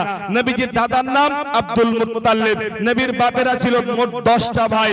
নবীজির আব্বা ছিল আব্দুল্লাহ, সবচেয়ে ছোট। নবীজির একটা বংশ পরিচয়। নবীজি যে বংশের ভিতরে মানে জন্মগ্রহণ করেছিলেন, ওই বংশটার নাম হলো কুরাইশ বংশ। কি বংশ বললাম? কুরাইশ বংশ। রাসূলুল্লাহ যে ঘরে মানে যে ঘরে হুজরাতে এসেছিলেন, কাবা শরীফের একবারে প্রান্তে আল্লাহর নবী সাল্লাল্লাহু আলাইহি ওয়াসাল্লামের জন্মগ্রহণ করলেন। আল্লাহ রাসূল যখন মদিনাতে, মক্কাতে আল্লাহ রাসূল ছিলেন, মক্কাতে আল্লাহ রাসূল যখন বংশ পরস্পর মানুষ হতে শুরু করলেন, একদিন দুদিন যায়, নবীর জন্মের আগে আল্লাহ রাসূলের বাপ দুনিয়া থেকে চলে যায়। নবীর বয়স যখন 5 বছর অথবা 6 বছর, তখন নবীজির মা দুনিয়া থেকে চলে যায়। তাহলে বোঝা গেল আল্লাহ রাসূল এতিম ছিলেন। কে ছিলেন? নবীজি আমার এতিম ছিলেন। আলোচনা বিষয় আছে হিজরত। আলোচনার দিকে যাই, একটু গভীর মনোযোগ দিয়ে শুনবেন কথাগুলা। আল্লাহর নবী সাল্লাল্লাহু আলাইহি ওয়াসাল্লাম একদিন দুদিন নয়, এইরকম করতে করতে নবী আমার মক্কাতে 40টা বছর কাটালো। কয়টা বছর ভাই? একটু জোরে বলো, কয়টা বছর? 40টা বছর আল্লাহর নবী যখন কাটালেন, আল্লাহ তাআলা এবারে সর্বশ্রেষ্ঠ সর্বগ্রন্থ, যেটা সর্বশ্রেষ্ঠ রাসূলের উপর আল্লাহ পাক প্রেরণ করলেন, তার নাম কোরআন। তার নাম কি? কোরআন। হীরা গুহাতে নবীর উপরে কোরআনটা নাজিল হয়ে গিয়ে আল্লাহ তাআলা বলে দিলেন, হে নবী আপনাকে আর বেশি দেরি নয়, আপনাকে মানুষের কাছে তাবলীগ করতে হবে। নবী আপনাকে যে কোরআনটা দিয়েছি, এই কোরআনটা মানুষের কাছে পৌঁছে দিয়ে আসতে হবে, এই কোরআনটা মানুষের কাছে দাওয়াত দিতে হবে। আল্লাহ রাসূল মক্কাতে এই কোরআনের তাবলীগ করলেন দীর্ঘ 13টা বছর। কয়টা বছর? এটা জোরে বলেন, কয়টা বছর? 13টা বছর নবীজি আমার মক্কার বুকে মানুষজনদেরকে দাওয়াত দিতে শুরু করলেন। কিসের দাওয়াত? তো লা ইলাহা ইল্লাল্লাহ তুফলিহুন, এই লা ইলাহা ইল্লাল্লাহর দাওয়াত দিলেন নবীজি আমার দীর্ঘ 13টা বছর। ইতিমধ্যেই দীর্ঘ 13টা বছরের দাওয়াত দেওয়ার পর নবীজিকে ওই মক্কার মুশরিকরা, কাফের বেঈমানরা তারা আল্লাহ রাসূলকে চিনলো না, নবীজিকে বুঝলো না, নবীজিকে আমার মানলো না। এক পর্যায়ে রাসূলুল্লাহকে জেলে বন্দী করেছিল 3টি বছর। কয়টা বছর জেলে বন্দী করেছিল? 3টি বছর। ওই জেলের নাম হচ্ছে শিহাবে আবু তালিব। ওই শিহাবে আবু তালিবের ভিতরে আল্লাহ রাসূলকে 3 বছর জেলখানায় বন্দী করেছিল। আল্লাহ রাসূলের উপরে নির্যাতন শুরু হলো। নবী আমার তাইফের ময়দানে গেলেন, নবীকে আমার মারতে আরম্ভ করলো। মারা এত মার মেরেছিল, যায়েদ বিন হারেসা বলেন আল্লাহ রাসূলের মার এতটা নিম্ন পর্যায়ে পৌঁছে গেছিল, রাসূলুল্লাহর রক্ত বেয়ে বেয়ে জুতার সাথে পাটা সেট হয়ে গেছিল। এত মার মারলো। মারার পর যখন আল্লাহ রাসূল শেষ ইন্তিম কালে নবীজি আমার মক্কায় যখন থাকবে, তার 1 বছর পূর্বে অথবা 2 বছর পূর্বে সম্ভবত আল্লাহ রাসূলের নবিয়তের 8তম বছরে আল্লাহ রাসূলের সবচেয়ে প্রাণপ্রিয় বিবি নাম হলো আম্মাজান খাদিজা। নাম কি? আম্মাজান খাদিজা। তিনি দুনিয়া থেকে বিদায় নিয়ে চলে গেলেন। নবীজির প্রাণপ্রিয় চাচা নাম হলো আবু তালিব, তিনিও দুনিয়া থেকে বিদায় নিয়ে চলে গেলেন। দুই দিকে 2টা খুঁটি ছিল, নবীজির কাছ থেকে সরে গেলেন। অতএব আল্লাহ রাসূল দুনিয়াতে একেবারে অসহায় হয়ে পড়লেন। নবীজির পাশে দাঁড়ানোর মতন আর কেউ থাকলো না। নবীর পাশে দাঁড়ানোর মতন আর কেউ থাকলো না। ইতিমধ্যেই আল্লাহ তাআলার নবীর উপরে একের উপরে এক নির্যাতন শুরু হয়, একের উপরে এক মার শুরু হয়। ইতিমধ্যে আল্লাহ রাব্বুল আলামিন বলে দিলেন, ইয়া আমার হাবিবে কিবরিয়া, হে মুহাম্মদুর রাসূলুল্লাহ সাল্লাল্লাহু আলাইহি ওয়াসাল্লাম, নবী গো আপনি একটু অপেক্ষা করুন, অথবা আপনি একটু অপেক্ষমান থাকুন। আপনাকে অল্প দিনের ভিতরে হিজরত করে এই মক্কা বাপের জন্মভিটি ছেড়ে আপনাকে মদিনায় চলে যেতে হবে। কি অর্ডার দিয়ে দিলেন? আল্লাহ রাব্বুল আলামিন অর্ডার দিয়ে দিলেন, হে নবী আপনাকে মক্কা ছেড়ে মদিনায় চলে যেতে হবে। এই নবীকে যখন এই কথাটা বলেছে আল্লাহ রাব্বুল আলামিন তিনি ঘোষণা দিয়ে দিয়েছেন, আল্লাহর নবী সঙ্গে সঙ্গে তার আগে নবীজি যাওয়ার পূর্বে কিছু কিছু সাহাবাকে, যেমন আল্লাহ রাসূল মুসআব বিন উমাইর, এইরকম অনেক সাহাবাকে নবীজি আসার পূর্বেই তাদের কাছে পাঠিয়ে দিয়েছেন যে তোমরা মদিনায় চলে যাও, আমি রাসূল অল্প দিনের ভিতরেই মদিনাতে হিজরত করে চলে যাব। কি বললো কথাটা? অল্প দিনের ভিতরে আমি হিজরত করে চলে যাব। এই কথা যখন নবীজি বলেছে, আল্লাহ রাসূল সাল্লাল্লাহু আলাইহি ওয়াসাল্লাম সাহাবাদেরকে আগেই পাঠিয়ে দিয়েছে। আবু বকরকে বলেছে, হে আবু বকর তুমি রেডি থাকবে বাবা, আমি মুহাম্মদ মনে হয় আর এই মক্কাতে বেশি দিন থাকতে পারবো না। আমার আসমান থেকে অর্ডার হয়ে গেছে, এই মক্কার লোকেরা আমি রাসূলুল্লাহকে চিনতে পারেনি, তারা আমাকে মারার পরিকল্পনা করেছে। অতএব তুমি রেডি থাকবে, আমি আর মনে হয় এই মদিনাতে বেশি মক্কাতে আর থাকা হবে না, আমাদেরকে মদিনায় হিজরত করে চলে যেতে হবে। এই রকম করে নবীজি আমার আবু বকর সিদ্দিককে বলে দিলেন। আবু বকর সিদ্দিক বলেন, ইয়া রাসূলুল্লাহ আপনি আমাকে যেই কথাটা বলেছেন ওই অনুপাতে পাই টু পাই কথা, একটা 19-20 কথা হয় না নবী আমার। আপনি যেই ভাবে বলেছেন, যেই বাক্য বলেছেন ওই বাক্য ওইভাবে আমি আবু বকর সিদ্দিক পালন করি। বলুন সুবহানাল্লাহ। এটা যে আবু বকর সিদ্দিক রাদিয়াল্লাহু তাআলা আনহু, আবু বকর সিদ্দিক বলেন আল্লাহর নবী আমাকে যেই দিন থেকে বলেছেন মনে হয় আর আমাকে এই মক্কাতে থাকা হবে না, আমি ওই দিন থেকে 2টা উট আমি রেডি করে রেখেছিলাম যে আমার কবে নবীজি ডাক দিবে আমাকে সেই দিন চলে যেতে হবে, আমাকে সেই দিন এই মক্কা ছেড়ে চলে যেতে হবে, মদিনায় চলে যেতে হবে। এই কথা যখনই আল্লাহ রাসূলের সাহাবা আবু বকর শুনেছে, ইতিমধ্যে হঠাৎ করে একদিন দুপুর বেলাতে নবী আমার আবু বকরের বাড়িতে যে বলছেন, ও আবু বকর, ও বাবা আবু বকর, মনে হয় আমাদেরকে আজকে রাত্রি বেলায় মনে হয় যেতে হবে, তুমি আজকে রাত্রি বেলা অথবা আজকে অথবা যেতে হবে, যেতে আমাদেরকে প্রস্তুত থাকতে হবে। আবু বকর সিদ্দিক বললেন, ইয়া রাসূলুল্লাহ আপনার কোনো সমস্যা নেই, নবী আমার ঘরে ঘুমিয়ে আছে, নবী আমার ঘরে শুয়ে আছে। এদিকে কাফের মুশরিকরা প্রায় 8টা বংশের লোকেরা নবীর ঘরটা ঘেরাও করেছে। নবীর ঘর হলো কাবা শরীফ, তারপর আবু জেহেলের বাড়ি, তারপরে আল্লাহ রাসূলের বাড়ি। মানে হলো এই রাস্তা থেকে রাসূলুল্লাহর কাবা শরীফ 10টা হাত দূরেও নাই। আল্লাহ তাআলা আমাদেরকে চোখে দেখিয়েছেন, উমরায় গিয়েছিলাম গত রমজানে, দেখে আসলাম বর্তমানে সৌদির বাদশা আল্লাহ রাসূলের ঘরটাকে লাইব্রেরি বানিয়েছে। আল্লাহ রাসূল সাল্লাল্লাহু আলাইহি ওয়াসাল্লাম হযরতে আলী রাদিয়াল্লাহু তাআলা আনহুকে তার পূর্বে বলে গেছেন, আলী মনে হয় আমাকে আর থাকা হবে না। এই কথা যখন শুনেছে নবীর ঘরে চতুর্দিকে কাফের বেঈমানেরা এসে আল্লাহ রাসূলের ঘরটাকে ঘিরাও করে রেখেছে। অতএব মুহাম্মদ ঘুম থেকে উঠলেই মুহাম্মদকে হত্যা করব। বলুন বাঁচানোর মালিক কে? বাঁচানোর মালিক কে? কেউ যেটা পারে না পারে সেটাকে, কেউ যেটা দেখে না দেখে সেটাকে আমার আল্লাহ দেখে। এইবার আমার আল্লাহ রাব্বুল আলামিন নবীজিকে বললেন, হে মুহাম্মদ সাল্লাল্লাহু আলাইহি ওয়াসাল্লাম, আপনি চিন্তা করবেন না, আপনার পার্শ্বে আপনার ভিতরে বেঈমান কাফের মুশরিক মুরতাদেরা আপনার ঘরটা ঘেরাও করেছে। অতএব আপনি এর জন্য ভীত সন্ত্রস্ত, অতএব আপনি চিন্তায় চিন্তিত হয়ে পড়েছেন রাসূল আমার। তবে আপনি শুনুন, আপনার মাটির তল মানে পায়ের তল থেকে আপনি এক মুষ্টি মাটি তুলুন অথবা বালি তুলুন। নবীজি আমার বললেন, বালি তুলে কি হবে? আল্লাহ তাআলা বলেন, হে নবী, এই বালি তুলে সূরা ইয়াসিনের কয়েকটা আয়াত পড়ে আপনি ফু দিয়ে দেন। নবী আমার ফু দিয়ে দিলেন, সমস্ত কাফেরদের চোখে পড়েছে। আর কাফেররা চোখে মোল্লাতে মোল্লাতে নবীজি আমার তার ফাঁক দিয়ে বেরিয়ে চলে গেলেন। গেলেন কোথায়? তো হযরতে আলীর বাড়িতে। কোথায় গেলেন? হযরতে আলীর বাড়িতে। নবী আমার আলীকে ডেকে বলছেন, ও বাবা আলী, ও বাবা আলী। আলী রাদিয়াল্লাহু তাআলা আনহু বলেন, ইয়া রাসূলুল্লাহ, আপনি আমাকে ডাক দিয়েছেন। লাব্বাইক ইয়া রাসূলুল্লাহ বলে তিনি তাড়াতাড়ি উপস্থিত হয়ে গেছেন। উঠে এসে বলছেন, আল্লাহ রাসূল, আপনি আমাকে বলুন। আল্লাহ রাসূল বলছেন, আলী, তুমি আমার বিছানায় ঘুমিয়ে পড়ো। কোথায় ঘুমাবে? কার বিছানায় ঘুমাবে? তো নবীজির বিছানায় ঘুমাও। আলী বলেন যে আমি এই কথা শুনে আমি চলে গেলাম আল্লাহ রাসূলের ঘরে। আল্লাহ রাসূলের ঘরে একটা সুন্দর চাদর মুড়ে দিয়ে আমি ঘুমিয়ে গেলাম। আচ্ছা বলুন তো, আলীর বিবেক বা অথবা বুদ্ধি বা অথবা আলী রাদিয়াল্লাহু তাআলার জ্ঞান কম না বেশি? বাপ এর কথা বলেন, কম না বেশি? আলী রাদিয়াল্লাহু তাআলা আনহু নবীজির যত সাহাবা আছে সবার জ্ঞান আছে, কিন্তু আলীর জ্ঞানটা একটু ভিন্ন ধরনের। মানে হলো আলী এতটা আল্লাহ পাক তাকে জ্ঞান দান করেছিল, উনার জ্ঞান বোঝার মতন মানুষ খুবই কম ছিল। ছোট্ট একটা কথা বলি, হযরতে আলী রাদিয়াল্লাহু তাআলা আনহুর কাছে কিছু ইহুদি আলেম, কি আলেম? ইহুদি আলেম আলীকে এসে বলছেন, ও আলী, তোমাকে আমরা 4টি প্রশ্ন করব। এই 4টি প্রশ্নের যদি উত্তর কোরআন থেকে দিতে পারো তাহলে আমরা মুসলমান হয়ে যাব। কয়টা প্রশ্ন বাপ? 4টি প্রশ্ন। আলী বলেন, তাহলে বলেন আপনি কি প্রশ্ন করবেন?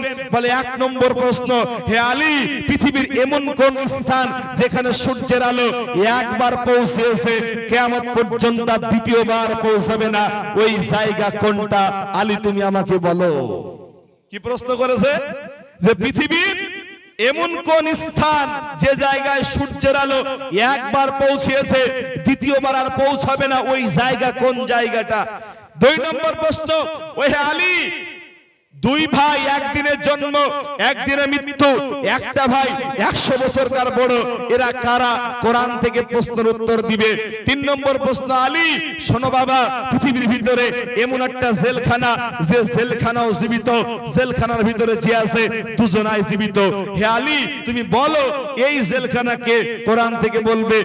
4 নম্বর প্রশ্ন হলে, আলী পৃথিবীতে এমন একটা কবর যে কবর জিন্দা, কবর ভিতরে যে লাশ আছে সেও জিন্দা, এই কবরকে? তোমাকে কোরআন থেকে উত্তর দিতে হবে। আপনারা কেউ পারবেন? এই প্রশ্নের উত্তর কেউ জানা আছে ভাই? পারবেন কি আপনারা? কত কঠিন কঠিন প্রশ্ন কোরআন থেকে দিতে হবে। আচ্ছা আপনার উত্তর শুনবেন তো নাকি ইনশাআল্লাহ? আর উত্তর শুনবেন তো নাকি? যে আজব ব্যাপার না, কোন 2 ভাই একদিনের জন্ম একদিনে মৃত্যু, একটা ভাই 100 বছরকার বড়? এ উত্তর কম নাকি? বলেন, এমন কোন জায়গা যেখানে একবার সূর্যের আলো পৌঁছেছে কিয়ামত পর্যন্ত আর পৌঁছাবে না? 3 নম্বর, এমন কোন জেলখানা যে জেলখানাও জিন্দা, জেলখানার ভিতরে যে আছে সেও জিন্দা?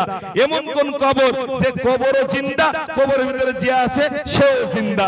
এই প্রশ্নগুলা আলীকে জিজ্ঞেস করেছেন। আলী এই প্রশ্নগুলো উত্তর দিয়েছে। আপনাদেরকে উত্তরটা দিয়ে যাব, তবে একটু সময়টা শেষে, আলোচনা শেষে উত্তরটা দিয়ে যাবেন ইনশাআল্লাহ। শুনবেন তো নাকি? এই 4টি উত্তর দিয়ে গারাস্তি বাড়ি যাবেন ইনশাআল্লাহ। বলেন ইনশাআল্লাহ। তারপরে দেখেন আলীর আরেকটা ছোট্ট বিচক্ষণ জ্ঞানের কথা আপনাকে শুনে দিই। আলী রাদিয়াল্লাহু তাআলা কত বড় জ্ঞানী ছিলেন।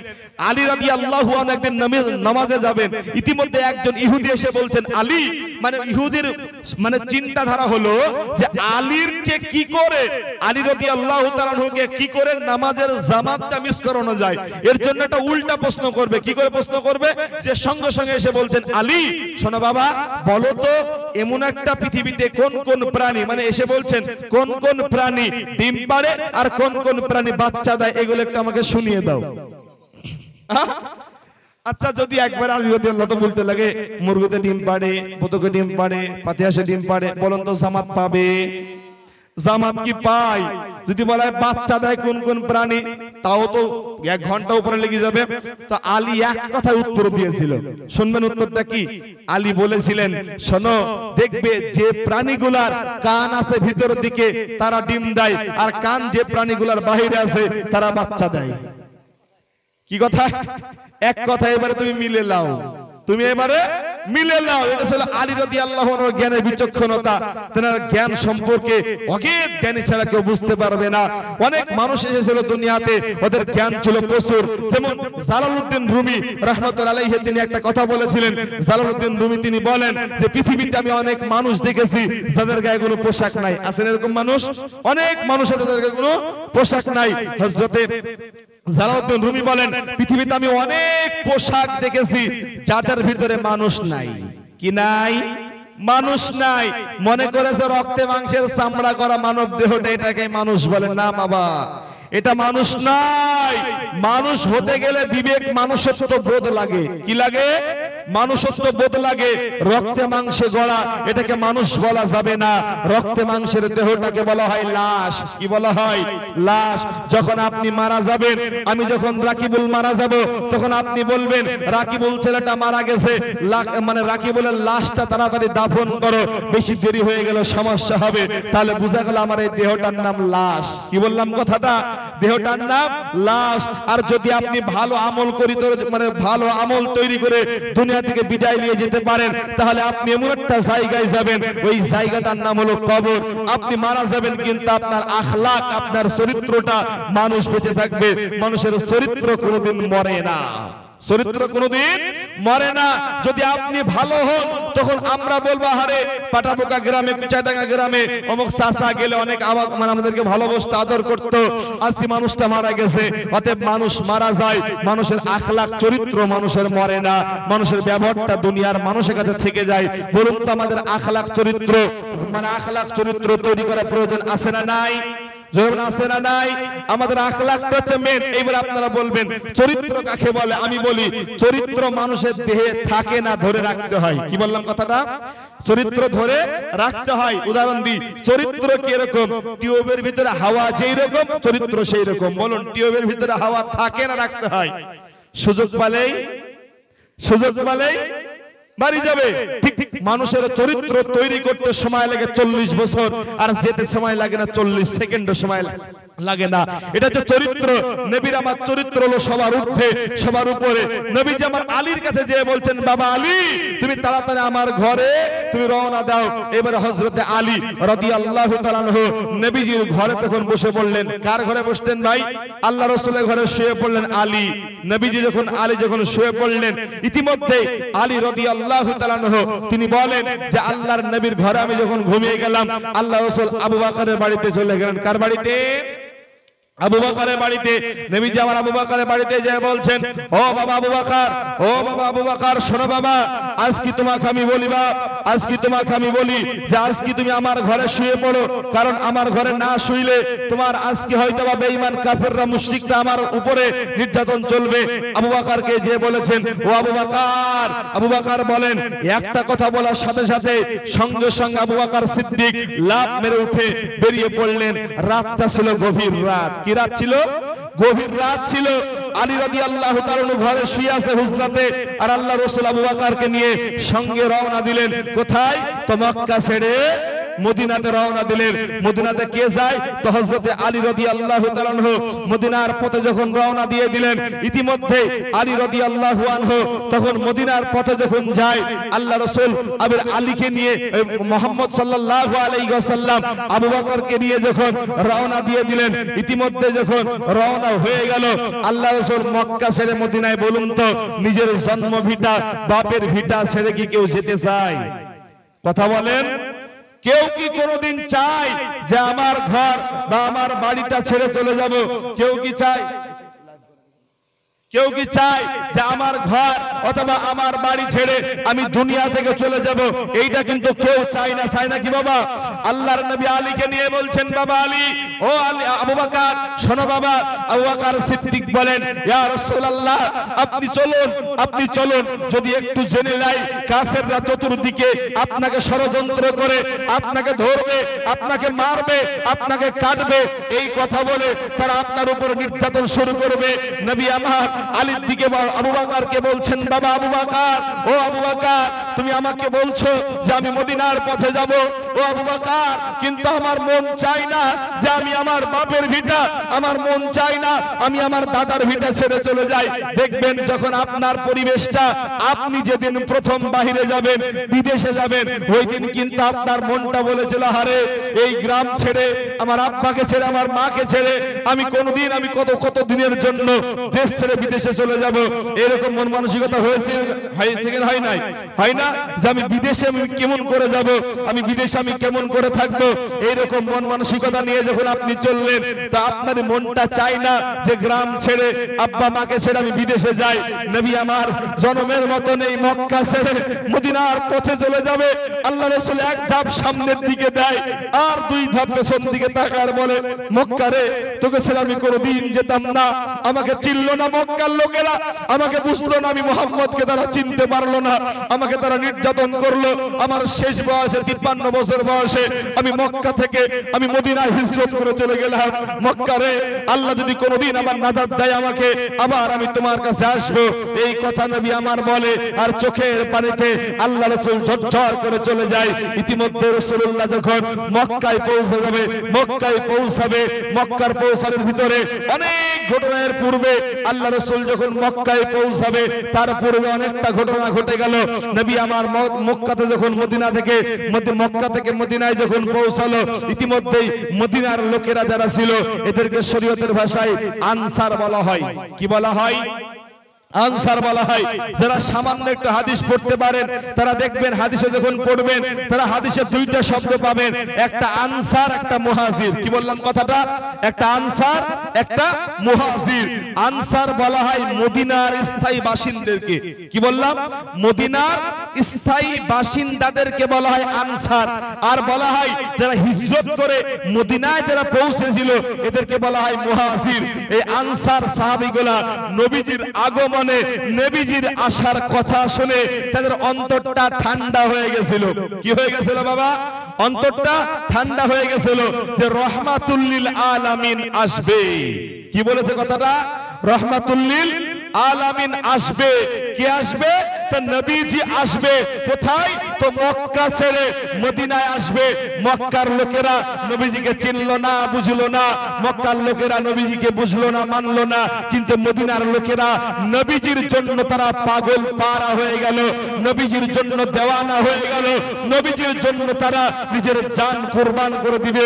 মক্কার ছোট ছোট, মদিনার ছোট ছোট বাচ্চাগুলা লাইন দিয়ে দাঁড়িয়ে আছে যে মুহাম্মদ কবে আসবে, মুহাম্মদ কবে আসবে। মক্কা থেকে মদিনা হলো 450 কিলোমিটার রাস্তার দূরত্ব। যে বলে মক্কা থেকে মদিনায় যখন আমার নবী আসবে, বুখারী শরীফে 3টি ঈদের কথা উল্লেখ আছে, মানে কবিতা বলা হয়। কয়টা কথা? 3টি কথা। তার মধ্যে একটা হলো যখন সাহাবা রাদিয়াল্লাহু তাআলা আনহু যখন বদরের প্রান্তে জিহাদের ময়দানে যখন আল্লাহ রাসূল মানে যুদ্ধতে বিজয় লাভ করেছিলেন, তখন ছোট ছোট সাহাবীগুলা নবীজির শানে কবিতা পাঠ করেছিলেন। আর যখন জান্নাতে মানুষেরা যাবে, জান্নাতে যখন তারা যাবে, তখন হুরেরা জান্নাতীদেরকে নিয়ে গান করবে বা কবিতা পাঠ করবে। কি বলবে? খালিদু ফালা নাবিদু তওবা লিমান খানা লাহু ওয়া কুননা লাহু। এরকম করে তারা কত সুন্দর করে তারা কবিতা পাঠ করবে। আরেকটা কি কবিতা আছে? যে আরেকটা আছে যখন আল্লাহ রাসূল মক্কা থেকে মদিনায় পৌঁছাবে, তখন ছোট ছোট বালকেরা নবীজিকে সম্বর্ধনা জানানোর জন্য তারা কবিতা পাঠ করেছিল। ওই কবিতাটা তারা বাংলা ভাষাতে কিছু কবি সেই কবিতাটাকে বলেছে এইরকম করে। তারা বলেছিল, আশানে বলো বলো নবীজির রাইহে মদিনা, নবীজির শাইহে মদিনা, হায় রে গুলজার মদিনা, বলুন সুবহানাল্লাহ। বলে আশানে বুলবুল নবীজির রাইগে মদিনা, নবীজির শাইগে মদিনা, নবীজির দিলে মদিনা, হাই রে গুলজারে মদিনা। ওরে নবীজি নবীজি বলে, ওরে নবীজি নবীজি বলে, ওরে ঘুরে ঘুরে দলে দলে কোথা থেকে আসবে আমার দয়াল নবীজি। আশানে বুলবুল নবীজির রাইগে মদিনা, নবীজির শাইগে মদিনা, হাই রে গুলজারে মদিনা। নবীজি নবীজি বলে, নবীজি নবীজি বলে, ওরে ঘুরে দলে ঘুরে দাঁড়া, ওরে নবীজি নবীজি বলে কোথা থেকে আসবে আমার দয়াল নবীজি। আশানে বুলবুল নবীজির রাইগে মদিনা, নবীজির শাইগে মদিনা, হাই রে গুলজারে মদিনা।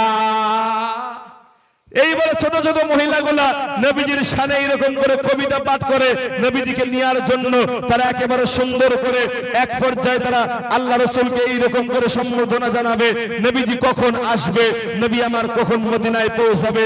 এবারে সবাই ডাক দিতে শুরু করেছে, ও নবী আপনি আসুন, হে রাসূলুল্লাহ আপনি আমার ঘরে আসুন, আপনি আমার বাড়িতে আসুন বলে সবাই নবীজিকে ডাক দেয়। নবী তো একজন, কার বাড়িতে যাবে বাপ? সবাই ডাক দেয়। নবীজি বললেন না গো, আমি কারোর বাড়িতে যাব না, অতএব আমি আমার উটটাকে ছেড়ে দিলাম, উট যার বাড়িতে যাবে আমি রাহমাতুল লিল আলামিন তার ঘরেই থাকবো। বলুন সুবহানাল্লাহ। উটকে নবীজি আমার ছেড়ে দিলেন। সবাই তখন বলে কই আসো, উটকে সবাই ঘাস পাতা দেয়, উট কারোর বাড়িতে থাকে না, উট কারোর বাড়ি থামে না। একটা বাড়িতে চলে গেলেন। একটা বাড়িতে যাওয়ার পর যে বাড়িটার মালিকের নাম ছিল আবু আয়ুব আনসারী, নাম কি বললাম? আবু আয়ুব আনসারীর বাড়িতে আল্লাহ নবী আল্লাহ রাসূলের উটটা বসে পড়লেন। নবীজি আমার বললেন, হে আবু আয়ুব আনসারী, আজকে আমি মুহাম্মদ এই জায়গায়, অতএব আজকে আমি মুহাম্মদ এই আবু আয়ুব আনসারীর বাড়িতে আমি থাকব। নবীজি আমার মক্কাতে থেকে মদিনায় চলে গেলেন। সর্বপ্রথম আবু আয়ুব আনসারীর বাড়িতে উঠলেন। নবী আমার বললেন এইখানে একটা মসজিদ তৈরি করতে হবে। সম্মানিত ভাইরা, ইসলামের সর্বপ্রথম মসজিদ হলো মসজিদে কুবা। নাম কি বললাম? মসজিদে কুবা। নবীজি আমার মসজিদে কুবা তৈরি করলেন। তারপরে তার কিছুদিন পরে তৈরি করলেন মসজিদে নববী। মসজিদে নববী, যেখানে আল্লাহ রাসূলের কবর আছে। নবীজি ওইখানে জীবনের মতন শাহিত অবস্থায় আল্লাহ রাসূল ঘুমিয়ে আছেন। মসজিদে নববীর এক প্রান্তে আল্লাহ রাসূল ঘুমিয়ে আছেন। এইবারে আল্লাহ রাসূলের কাছে এইবারে সবাই কিন্তু মক্কার ঘোষণা হয়ে গেছে যে মক্কায় যারা আছে সবাইকে হিজরত করে চলে আসতে হবে। মক্কার আস্তে আস্তে কিছু সাহাবা আগেও এসেছে, আর কিছু সাহাবা এবারে পরে আসতে শুরু করলো। মক্কায় আল্লাহ রাসূলের একজন সাহাবা নবীকে আমার অনেক ভালোবাসতেন। নাম ছিল হযরতে সালমান ফারসি রাদিয়াল্লাহু তাআলা আনহু। তিনিও আল্লাহ রাসূলের সামনে চলে আসতেন। এই রকম করে যখন চলে আসতেন, আল্লাহ রাসূল একজন সাহাবা, বিখ্যাত সাহাবা নাম হচ্ছে উম্মে সালমা রাদিয়াল্লাহু তাআলা আনহু। আল্লাহ রাসূল সাল্লাল্লাহু আলাইহি ওয়াসাল্লামকে তারা ভালোবেসেছিল। আরেকজন সাহাবা নাম হচ্ছে আবু সালমা। দুইজনের কথা বললাম, একটা নাম উম্মে সালমা, একটার নাম আবু সালমা। ছোট্ট ঘটনাটা গভীর মনোযোগ দিয়ে শুনবেন। আবু সালমা আর উম্মে সালমা এরা দুজনকে খুব মহব্বত করত, ভালোবাসতো। একজন অপরজনকে ছাড়া বাঁচতে পারতো না। মক্কার লোকেরা, মক্কার মুশরিকেরা নবীজিকে তাড়িয়ে দিয়েছে। এই কারণে তারা বলেছে, আবু সালমা আর উম্মে সালমা মনে মনে ভেবেছে যে যে এলাকাতে নবী নাই সে এলাকাতে আমরাও থাকবো না, অতএব আমরাও হিজরত করে চলে যাব, হিজরত করে চলে যাব। আবু সালমা আর উম্মে সালমা এরা দুইজন খুবই মহব্বতের স্বামী স্ত্রী। দেখবেন অনেক পরিবারে এইরকম আছে আব্বা, যে একজন স্বামী আর একজন স্ত্রী বৃদ্ধ হয়ে গেছে, তারপরেও একে অপরকে না দেখতে পেলে তাদের মনটা ভালো থাকে না, মনটা ভালো লাগে না। এরকম অনেক পরিবার আছে না নাই? কথা বলেন, আছে না নাই? আবার এইরকম পরিবার আছে স্বামীকে তার স্ত্রীগুলা গোলাম হিসাবে মানে। কি হিসাবে মানে? গোলাম। যে বাড়িতে চাকরের যা মর্যাদা, স্বামীকে তাই মর্যাদাও দেয় না। এইরকম পরিবারও আছে। পাশে মা বোনেরা আছে, মা বোনদেরকে একটা কথা বলিব, মা, যে আপনার স্বামী হলো আপনার গায়ের অলংকার, আজ যদি আপনার স্বামী দুনিয়া থেকে চলে যায়, কালকে আপনার নামের শেষে একটা লকব থাকবে, তার নাম হলো বেধবা। নাম কি হবে? বেধবা। আপনার সন্তানেরা আপনাকে চিনবে না, আপনার সন্তান বেটার বা পুত্রবধূ তারা কিন্তু বুঝবে না। এইরকম করে যখন তারা হবে, এবার একজন সাহাবা আবু সালমা আর উম্মে সালমা, এই দুই পরিবার, কথা শুনেন, খুব মনোযোগ দিয়ে শুনবেন। এই দুই পরিবার মানে দুই পরিবারের লোকেরা জানতে পেরেছে যে আবু সালমা বলে হিজরত করে চলে যাবে। আবু সালমা বলে হিজরত করে চলে যাবে কোথায়? তো মক্কা থেকে মদিনায় চলে যাবে। একে অপরে কেউ কাউকে ভুলে থাকতে পারে না। তার একটা ছোট্ট মেয়ে, নাম হচ্ছে আবু সালমা আর উম্মে সালামা রাদিয়াল্লাহু তাআলা আনহু। এই ছোট্ট মেয়েটাকে অনেক ভালোবাসতেন, অনেকটা স্নেহ মমতা করতেন। আবু সালমা বলেন, কি বলেন? আবু সালমা উম্মে সালমা বলেন, বিবি আমার। আবু সালমা একদিন আলোচনা করতে করতে বললেন, বিবি আমি আর এই মক্কায় থাকবো না, আমরা এই দিক থেকে আমরা হিজরত করে চলে যাব। আবু সালমা বলেন, আমরা এই পরামর্শ করতে না করতে আমরা বেরিয়ে পড়লাম। কোথায়? তো মক্কার উদ্দেশ্যে রওনা দিয়ে দিলাম। কোন জায়গায়? আমরা আর এই মক্কাতে থাকবো না, মদিনা চলে যাব। এইবারে আবু সালমার পরিবার বুঝলো, উম্মে সালমার পরিবার বলল, হে আবু সালমা, হে আবু সালমা, তুমি যদি যাও তো যাবে, অতএব আমাদের সাথে তোমার সাথে আমাদের মেয়েটাকে আমরা যেতে দিব না। মানে হলো যে আবু সালমা তুমি যাও মদিনায় একলা যাবে, কিন্তু আমাদের মেয়েটা অথবা তার শ্বশুর পরিবারের লোকেরা বলল যে আমরা আমার মেয়েকে তোমার সাথে এই ভবঘুরি হিসাবে যেতে দিব না। তাহলে বোঝা গেল আবু সালমা বলেন, হাদিসটা পড়েছেন, নবী কি বলেন? লা ইউমিনু আহাদুকুম হাত্তা কুনা হাব্বা মিন ওয়ালিদিহি ওয়া ওয়ালাদিহি ওয়ান নাসি আজমাইন। আবু সালমা ডেকে বলেন, এ আমার বিবি, হে আমার বিবি, তুমি মনে করেছো যে আমি স্ত্রী মোহাব্বত, আমি ভালোবাসাতে আমার নবীজিকে আমি ভুলে চলে যাব, আমার নবীজিকে আমি ছেড়ে চলে যাব? এটা কখনো নয় রে বিবি আমার। আমি নবীকে ভালোবাসি, আমি আল্লাহকে ভালোবাসি, তারপরে গেলে দুনিয়ার মোহাব্বত পাওয়া যাবে। আবু সালমা বলেন, বিবি আমার, তোমরা আমার সাথে যদি না যাও, আমি একলাই মদিনায় চলে যাব, আমি এই মক্কাতে থাকবো না। আবু সালমা বলেন, বিবি রে, আমি তোমাকে ভালোবাসি, কিন্তু আমার নবীর চেয়ে তোমাকে বেশি ভালোবাসি না। বিবি রে, আমার সন্তানকে ভালোবাসি, কিন্তু তোমাকে আমার নবীর চেয়ে বেশি ভালোবাসি না। আবু সালমা বলেন, ও বিবি, আমি বাড়ি থেকে চলে গেলাম, বাড়ি থেকে বেরিয়ে আমি চলে গেলাম। হযরত উম্মে সালমা বলেন, স্বামী আমার, আমিও তো আপনার সাথে আমি মদিনায় চলে যাব, কিন্তু লোকজনেরা আমাকে মদিনায় আপনার সাথে যেতে দিল না। এই কথা বলে উম্মে সালমা বলেন, আমার বিবি, আমার বংশের লোকেরা, অথবা আমার আব্বা মায়ের গোষ্ঠীর লোকেরা, তারা আমাকে ছেড়ে তারা চলে গিয়েছে। হঠাৎ করে নবীর সাহাবা আবু সালমা বললেন, বিবি রে, আমি বেরিয়ে পড়লাম, তুমি যাও অথবা না যাও, আমি চলে গেলাম। এইরকম করে তিনি একদিন, দুদিন, 3 দিন, 4 দিন চলে যায়। আস্তে আস্তে এমন একটা জায়গায় পৌঁছে গেলেন, মদিনা থেকে রওনা দিয়ে দিলেন। মক্কায় যে চলে গেলেন, নবীর সামনে বসে আছেন হযরতে আবু সালমা রাদিয়াল্লাহু তাআলা আনহু। আবু সালমা বসে আছেন আর বলেন, ইয়া রাসূলুল্লাহ, আমি মক্কা ছেড়ে আপনার ভালোবাসায় চলে আসলাম, নবী আমার, আপনি আমাকে কিছু বলেন। নবীজি বললেন, হে আমার আবু সালমা, হে আমার বাবা, তুমি আমাকে আমার মহব্বতে তুমি সব ছেড়ে চলে এসেছো। বলেছি, ইয়া রাসূলুল্লাহ, আপনার মহব্বতে আমি সব ছেড়ে চলে এসেছি। আল্লাহ রাসূল এবারে বলতে শুরু করলেন, আবু সালমা রে, তোমার বিবি কি তোমার সাথে আসে নাই? আবু সালমা বলেন, ইয়া রাসূলুল্লাহ, আমার শ্বশুর পরিবারের লোকেরা আমার সন্তানটাকে, আমার বিবিকে তারা আটক করে রেখে দিয়েছে। তারা মনে করেছিল যে আবু সালমার উম্মে সালমার এত ভালোবাসা, এত মহব্বত, যদি আমি তার বিবিকে আটকে দিই, আমি যদি তার সন্তানকে আটকে দিই, মনে হয় তারা আর মদিনায় তারা পৌঁছাবে না, মদিনায় তারা যাবে না। এই কথা যখন শুনেছে আবু সালমা বলেন, ইয়া রাসূলুল্লাহ, কিন্তু নবীর সাহাবাদের কথা তারা জানে না, যারা নবীর জন্য জানমাল সব কুরবান করে দিতে পারে। ইয়া হাবিবাল্লাহ হুজুর, আপনাকে তারা জানে না, নবী আমার, আমার মেয়ে, আমার বিবি, আমি সব ছেড়ে চলে এসেছি রাসূল। আল্লাহর নবী এই কথা শুনে আবু সালমার দিকে তাকিয়ে বলে, আবু সালমা রে, তোমার জন্য আল্লাহর জান্নাত জান্নাত ওয়াজিব হয়ে গেছে। আবু সালমা বলেন এইরকম করে একদিন দুদিন যায়, আবু সালমা মদিনার পথে দাঁড়িয়ে আছে, কখন আমার বিবি উম্মে সালমা আমার সামনে দেখা করবে। উম্মে সালমা আসে না, উম্মে সালমা নাই, উম্মে সালমা আসে না। কোন যদি মক্কার কোন একটা পথের যাত্রী আসতো, আবু সালমা ছুটে যেয়ে চলে যেতেন আর বলতেন আমার বিবি উম্মে সালমা তারা মক্কায় কি হালাতে কি অবস্থায় আছে। উম্মে সালমা বলেন ওরে আমার স্বামী উম্মে সালমা তার মেয়ে অতএব তার স্ত্রীগুলা মদিনায় যেতে পারেনি, মক্কাতে বসে বসে কান্না করে। এইরকম করে প্রায় 6টা মাস কেটে গেছে, 6টা মাস চলে গেছে।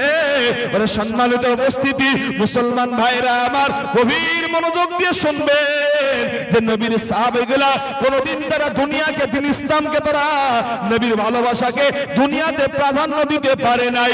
হযরতে উম্মে সুলাইমান, হযরতে আবু সালমা রাদিয়াল্লাহু তাআলা মদিনায় আছে, আর এইদিকে উম্মে সালমা মক্কাতেই পড়ে আছে। উম্মে সালমা খাওয়া দাওয়া করে না, পান করে না, উম্মে সালমা খাওয়া দাওয়া বন্ধ করে দিয়েছে আর বলে আমি কবে যাব রে সেই সোনার মদিনায় যেখানে আমার নবী আছে, যেখানে আমার স্বামী আছে। উম্মে সালমা এইরকম করে কান্নাকাটি শুরু করে দিয়েছে। গোষ্ঠীর লোকেরা মনে মনে ভাবলেন উম্মে সালমাকে রাখা যাবে না, উম্মে সালমাকে যদি আমরা বেশি দিন ঘরে রেখে দিই তাহলে মনে হয় উম্মে সালমা আর বেশি দিন থাকবে না, উম্মে সালমা বেশি দিন মনে হয় বাঁচবে না। অতএব উম্মে সালমাকে ছেড়ে দাও, উম্মে সালমা একা একাই চলে যাক মদিনাতুল মুনাওয়ারায়। উম্মে সালমাকে ছেড়ে দেয়া হলো। উম্মে সালমা একটা সন্তানকে নিয়ে রওনা দিলেন মদিনার উদ্দেশ্যে। পথে কত বিপদ ঘটেছে, পথে কত জ্বালা যন্ত্রণা ঘটেছে। উম্মে সালমা মনে মনে ভেবেছে স্বামী আবু সালমার কাছে যখন যাব মনে হয় কি আমার স্বামী আমাকে ভুলে গেছে নাকি রে, মনে হয় আমার স্বামী কি আমাকে মনে রাখতে পারবে নাকি রে, এইরকম করে কথা বলে। আর হযরত আবু সালমার প্রেম ভালোবাসা তার হৃদয়ের ভিতরে একে একে যে উঠে উঠে পড়েছে। আর তারা দুইজন কবিতার মতন জোড়া ছিল, স্বামী আর স্ত্রী কোনোদিন আলাদা হয়ে ঘুমাতো না। সেই আবু সালমা আর উম্মে সালমা এরা অনেকটা দিন দেখা সাক্ষাৎ নাই। আবু সালমা মনে মনে ভাবে বিবি কি আমার কাছে আসবে না, বিবি কি আমার কাছে দেখা হবে না। উম্মে সালমা বলেন স্বামী আমার মনে হয় আপনি আমার উপরে রাগ করেছেন, তাই বলে তিনি একা একাই তিনি রওনা দিয়েছেন। যখন উম্মে সালমা মদিনায় পৌঁছে গেল, হঠাৎ করে কোন একজন ঘোষক তারা ঘোষণা দেয় কে আসো রে, কে আসো রে, তোমরা তাড়াতাড়ি এসে যাও, আজকে নবীর একজন সাহাবার জানাজা আদায় হবে, অতএব সাহাবার জানাজার নামাজ পড়া হবে। হযরত উম্মে সালমা বলেন এই কথা যখন আমি শুনলাম আমার মনের ভিতরে যেন একটা ধাক্কা দিয়ে আওয়াজ হলো, না জানি কার আওয়াজ, না জানি কে আসে রে। এই কথা বলার সাথে সাথে উম্মে সালমা বলেন যে আমি কার কথা শুনলাম, আল্লাহর নবীর দরবারে। হযরত উম্মে সালমা যে বললেন ইয়া রাসূলুল্লাহ কে দুনিয়া থেকে মারা গেছে, কে দুনিয়া থেকে চলে গেছে। হযরত উম্মে সালমা বলেন ইয়া রাসূলুল্লাহ কার লাশের জানাজা হয়। নবী আমার বলেন উম্মে সালমা রে তুমি কি তাকে চিনো নাকি? বলে বলুন ইয়া রাসূলুল্লাহ কে। নবী আমার যখন উম্মে সালমাকে নিয়ে গেলেন, যে দেখে আল্লাহর নবী মুখটা সঙ্গে সঙ্গে আবু সালমার চেহারাটা যখনই একটা কাপড় দেয়া ছিল আলাদা করে দিয়েছে, দেখতে পেল উম্মে সালমার প্রাণ প্রিয় বিবি, অতএব আবু সালমা স্বামী উম্মে সালমাকে ছেড়ে গোটা দুনিয়া থেকে তিনি চলে গেছেন। উম্মে সালমা তার দুখানা হাত দিয়ে আবু সালমার মুখের দিকে তাকিয়ে বলে স্বামী আমার আপনি আমাকে ছেড়ে চলে গেলেন, আপনি আমাকে ছেড়ে চলে গেলেন, আমার কে দেখবে গো? আমি বাপ ছেড়ে চলে আসলাম আপনার কারণে, আমি আমার মাকে ছেড়ে চলে আসলাম, এই মদিনাতে আপন বলে আমার আর কেউ নেই, আজকে আমাকে কে লালন পালন করবে? এই কথা বলে কাঁদে আর বলে আল্লাহর নবী গো আমার এখন কি হবে? নবীজি আমার বললেন ওরে উম্মে সালমা আমি কথা দিলাম আমি নবী যতদিন পৃথিবীতে আছি আমি রাসূলুল্লাহ তোমাদের দায়িত্ব নিয়ে নিলাম, তোমাদের দায়িত্ব নিয়ে নিলাম। বলার উদ্দেশ্য হচ্ছে যে আজ আল্লাহ রাসূলের মহব্বতে সাহাবারা সব চলতে শুরু করে দিল, নবীজির মহব্বতে সবাই আসতে শুরু করে দিল। ইতিমধ্যে সাহাবারা রাদিয়াল্লাহু তাআলা আনহুম আজমাইন তারা সবাই আসলো নবীজির কাছে, আসলো, এসে তারা মদিনাতুল মুনাওয়ারায় একসাথে একত্রিত হয়ে গেল। এবার আল্লাহ রাসূল সাল্লাল্লাহু আলাইহি ওয়াসাল্লাম নবীজি সাহাবাদেরকে নিয়ে আস্তে আস্তে আস্তে আস্তে বড় হয়। আস্তে আস্তে সাহাবার দলটা যখন বড় হয়ে গেলেন, এদিকে কাফের বেঈমান মুশরিকেরা তারা মনে মনে ভাবলো যে মুহাম্মদকে একলা ছেড়ে দিলে হবে না, মুহাম্মদকে এমনি ছাড়লে হবে না। মুহাম্মদের বিরুদ্ধে তারা মক্কা থেকে একটা জিহাদের ঘোষণা পাঠালেন। কিসের ঘোষণা বলুন? জিহাদের ঘোষণা পাঠালেন। মনে হচ্ছে যেন আপনারা বিরক্ত হয়ে গেছেন, হ্যাঁ? অতএব বেশি আর মনে হয় কথা বলা হবে না, কি ভাই? মানুষজন সব আস্তে আস্তে চলে যায়। অতএব ওই রাস্তায় যারা দাঁড়িয়ে আছে ওরা যদি এসে বসতো তো 10 মিনিট বলবো, আর যদি ওরা যদি না বসে তো এখান থেকে আলোচনা শেষ করবো। কি বলেন ভাই? তাই তো নাকি? যেহেতু সবাই চলেই যায় তখন বক্তা শুধু একের পর এক বলে, আর শ্রোতা যদি না থাকে তাহলে বক্তা সে কানা বক্তার মতো হয়ে গেল না? হ্যাঁ, অন্ধ বক্তার সামনে একজন শ্রোতাও যা, 20 জন শ্রোতাও তাই, 20,000 শ্রোতাও তাই। হ্যাঁ, গত একটা আমাদের জালসা ছিল গত 17 তারিখ, আলহামদুলিল্লাহ। প্রধান বক্তা মমতাজুল ছিল এই জায়গায়, আলোচনা করতে দিল। আমার মতন মানুষ আল্লাহ এখানে দাওয়াত দিয়েছিল। প্রায় নারী পুরুষ মিলে 10,000-এর উপরে শুধু প্যান্ডেলেই মানুষ। কত হাজার? 10,000-এর উপরে মানুষ ইনশাআল্লাহ। অতএব আলোচনা যে আসলে বিষয়টা দেখেন, আপনারা বসে আছেন আর আমি আলোচনা করছি, মনে করেছেন যে বক্তা শুধু বলে যাচ্ছে আমরা শুধু শুনে যাচ্ছি, তা নয় বাপ। কথার গুরুত্ব এবং কথার বিষয়ের ভিতরে আপনি তাকালে আপনি অনেকটা ভার বুঝতে পারবেন যে কথা কি আলোচনা হচ্ছে। নবীজির হিজরত সম্পর্কে আলোচনা হচ্ছে, যে নবীজি আমার রাসূল দুনিয়া থেকে মানে মক্কা ছেড়ে মদিনায় চলে যাওয়ার পর তার সব সাহাবারা মদিনায় চলে এসেছিল। আসার পর এইবার একটা জিহাদের ঘোষণা দিয়েছে আবু জেহেলরা মক্কা থেকে। এইবারে কাফের বেঈমান ছিল সেই জিহাদের ময়দানে 1000 জন। কতজন? 1000 ছিল কাফের বেঈমান, আর মুসলমান ছিল মাত্র 313 জন। কয়জন? 313 জন। ওই জিহাদটা হয়েছিল আল্লাহ রাসূলের রমজান মাসে। ওই জিহাদের নাম ছিল বদরের যুদ্ধ। কিসের যুদ্ধ? বদরের যুদ্ধ। ওই যুদ্ধে বলুন তো মুসলমানরা যুদ্ধই জয় হয়েছিল না মুসলমান? কে? মুসলমান যারা ছিল তারাই জিহাদের ময়দানে জয় যুদ্ধ হয়েছিল, তারা বিজয় লাভ করেছিলেন। অতএব মুসলমান যদি সংখ্যায় কমও হয়, বলুন তো কিয়ামতের দিন আল্লাহ তাআলা যখন আদমকে বলবেন, হে নবী আদম, আপনার সন্তান বা আপনার ছেলে মেয়েদের ভিতর থেকে 1001 জনকে জান্নাতে দেন আর 999 জন মানুষকে জাহান্নামে দেন, তাহলে বলুন 1000-এ কয়টা জান্নাতে যাবে? আরে কথা বলেন, কয়টা জান্নাতে যাবে? একটা জান্নাতে যাবে। তাহলে বোঝা গেল জান্নাতি সংখ্যা, অতএব জান্নাতি মানুষের সংখ্যা কমই হবে, তাই তো নাকি? জান্নাতি মানুষের সংখ্যা কমই হবে। ভালো কাজে মানুষকে পাওয়া যাবে না, খারাপ কাজে মানুষকে বলা লাগবে না। এমনি মানুষ খারাপ কাজ করে, খারাপ কাজের জন্য দাওয়াত দেওয়া লাগে না। তো বলার উদ্দেশ্য হচ্ছে মুসলমান কখনো সংখ্যা দেখেনি, মুসলমান কখনো গোষ্ঠী দেখেনি, মুসলমান কখনো জাতি দেখেনি। মুসলমান দেখেছিল ঈমান। বলুন কি দেখেছিল? ঈমান দেখেছিল। আল্লাহ কোরআনে বলেছেন, ওয়াকানা হাক্কান আলাইনা নাসরুল মুমিনিন, নিশ্চয় আল্লাহর সাহায্য আসবে যদি তোমরা মুমিন হও। কি হও? মুমিন যদি হও, মুসলমান যদি হও, তোমাদের পক্ষে আল্লাহর সাহায্য আসবে। আল্লাহর নবী একে একে জিহাদের ময়দানে যখন নবী আমার জয় হয়ে গেলেন, যুদ্ধ করে আল্লাহ রাসূল যখন নবী আমার জয় হয়ে গেলেন, ইতিমধ্যে সাহাবা রাদিয়াল্লাহু তাআলা আনহুদের ভিতরে আবার শুরু হয়ে গেল কয়েকটা কথাবার্তা। বলতে না বলতে দেখা গেল আব্বাজান আল্লাহ রাসূলের বিরুদ্ধে কিছুদিন পর আরেকটা জিহাদের ঘোষণা দিল। ওই জিহাদের নাম ছিল খন্দকের যুদ্ধ। কিসের যুদ্ধ? খন্দকের যুদ্ধ। এই খন্দকের যুদ্ধ বলতে গেলে ইতিহাস অনেক লম্বা চড়া ইতিহাস আছে। খন্দকের যুদ্ধে আল্লাহর নবী সাল্লাল্লাহু আলাইহি ওয়াসাল্লাম সাহাবাদেরকে বললেন, হে আমার সাহাবারা, হে আমার সাহাবারা, তোমাদেরকে বলি বাবা শোনো, যে আজকে যদি তোমাদের সামনে আজ যদি তোমাদের মুহাম্মদ বেঁচে থাকে আর জিহাদ ময়দান হয়, আল্লাহর সাহায্য আসবে। এবারে তোমরা আমাদেরকে বলো যখন আমরা কি করব? সাহাবারা বলেন, ইয়া রাসূলুল্লাহ, আপনি যা বলবেন এটাই হলো আমাদের জন্য নির্ধারিত সময়। নবীজি আমার বলেন, সাহাবারা এক কাজ করো, তাহলে তোমরা একটা আমার সঙ্গে ওয়াদা দাও যে আমি রাসূল যা বলবো তাই হবে। নবীজি আমার বললেন, তোমরা পরামর্শ দাও, এখন আমরা কি করব? সাহাবারা বলেন, ইয়া রাসূলুল্লাহ, আমরা তো কেবল একটা জিহাদের ময়দান থেকে আমরা কেবল উঠে আসলাম, আবার জিহাদ হবে।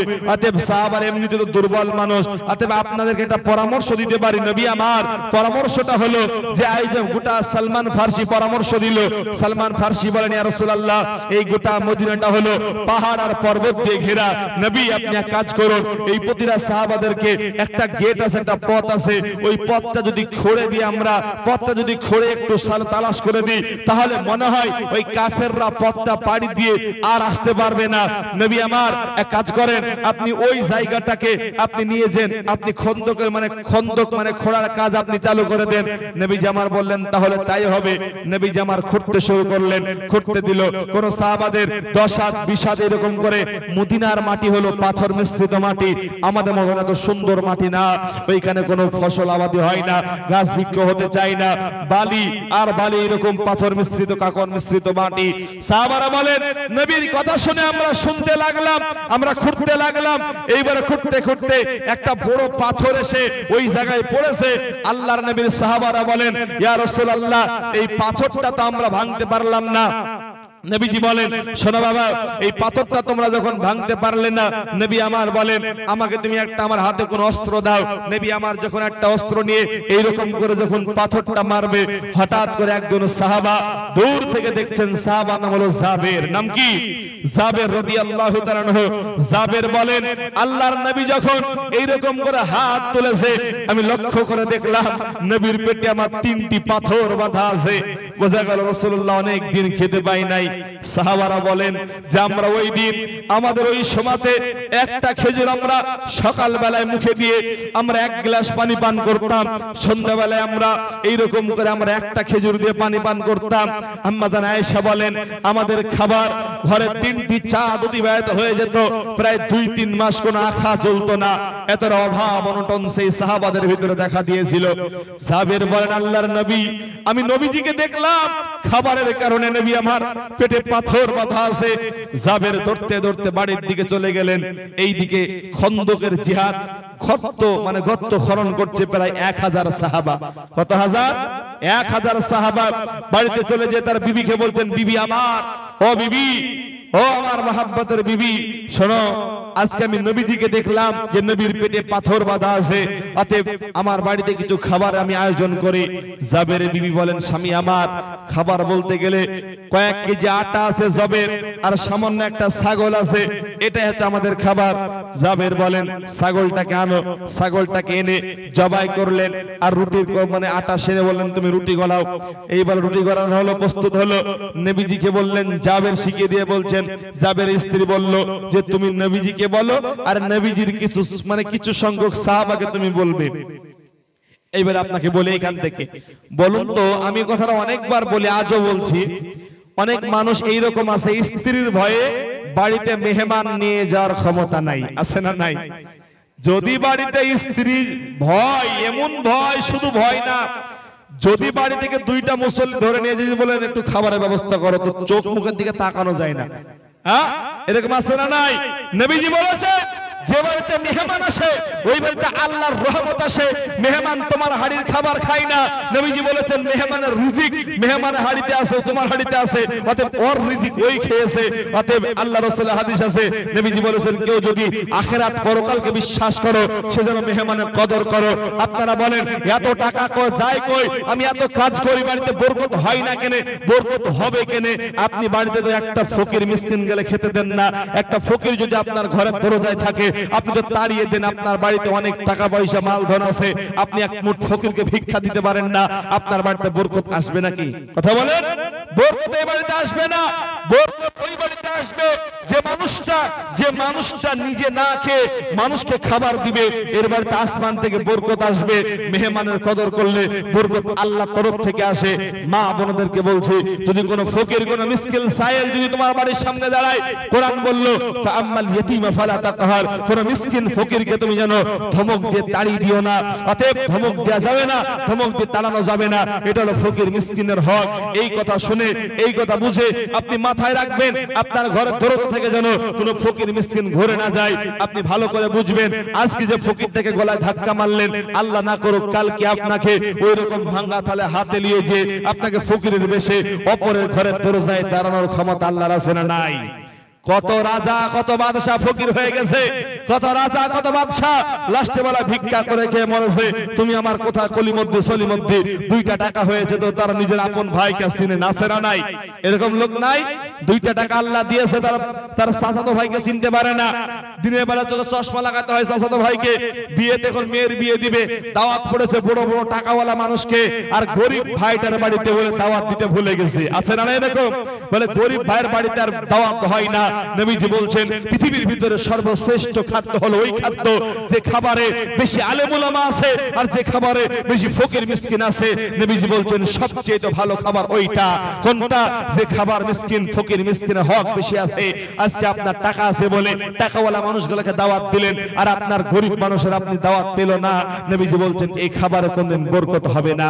একটা গরিব মানুষকে যখন আপনি ভাবলেন না একবারও, আপনি মনে করেছেন যে আমার টাকা আছে ওই ব্যক্তিকে দাওয়াত দিলাম, আপনি একবার ভাবেন যাকে আপনি কোটি কোটি টাকাওয়ালা মানুষকে খাওয়ালেন, আপনি মরার পর ওই গ্রামের ওই দিনদার ওই গ্রামের যে ব্যক্তি দিন খাটে দিন খায় ওই মানুষটা আপনার কবর খোঁড়ার জন্য দাটা নিয়ে গোরস্থানে বেরিয়ে যাবে। কথা ঠিক না চাচা?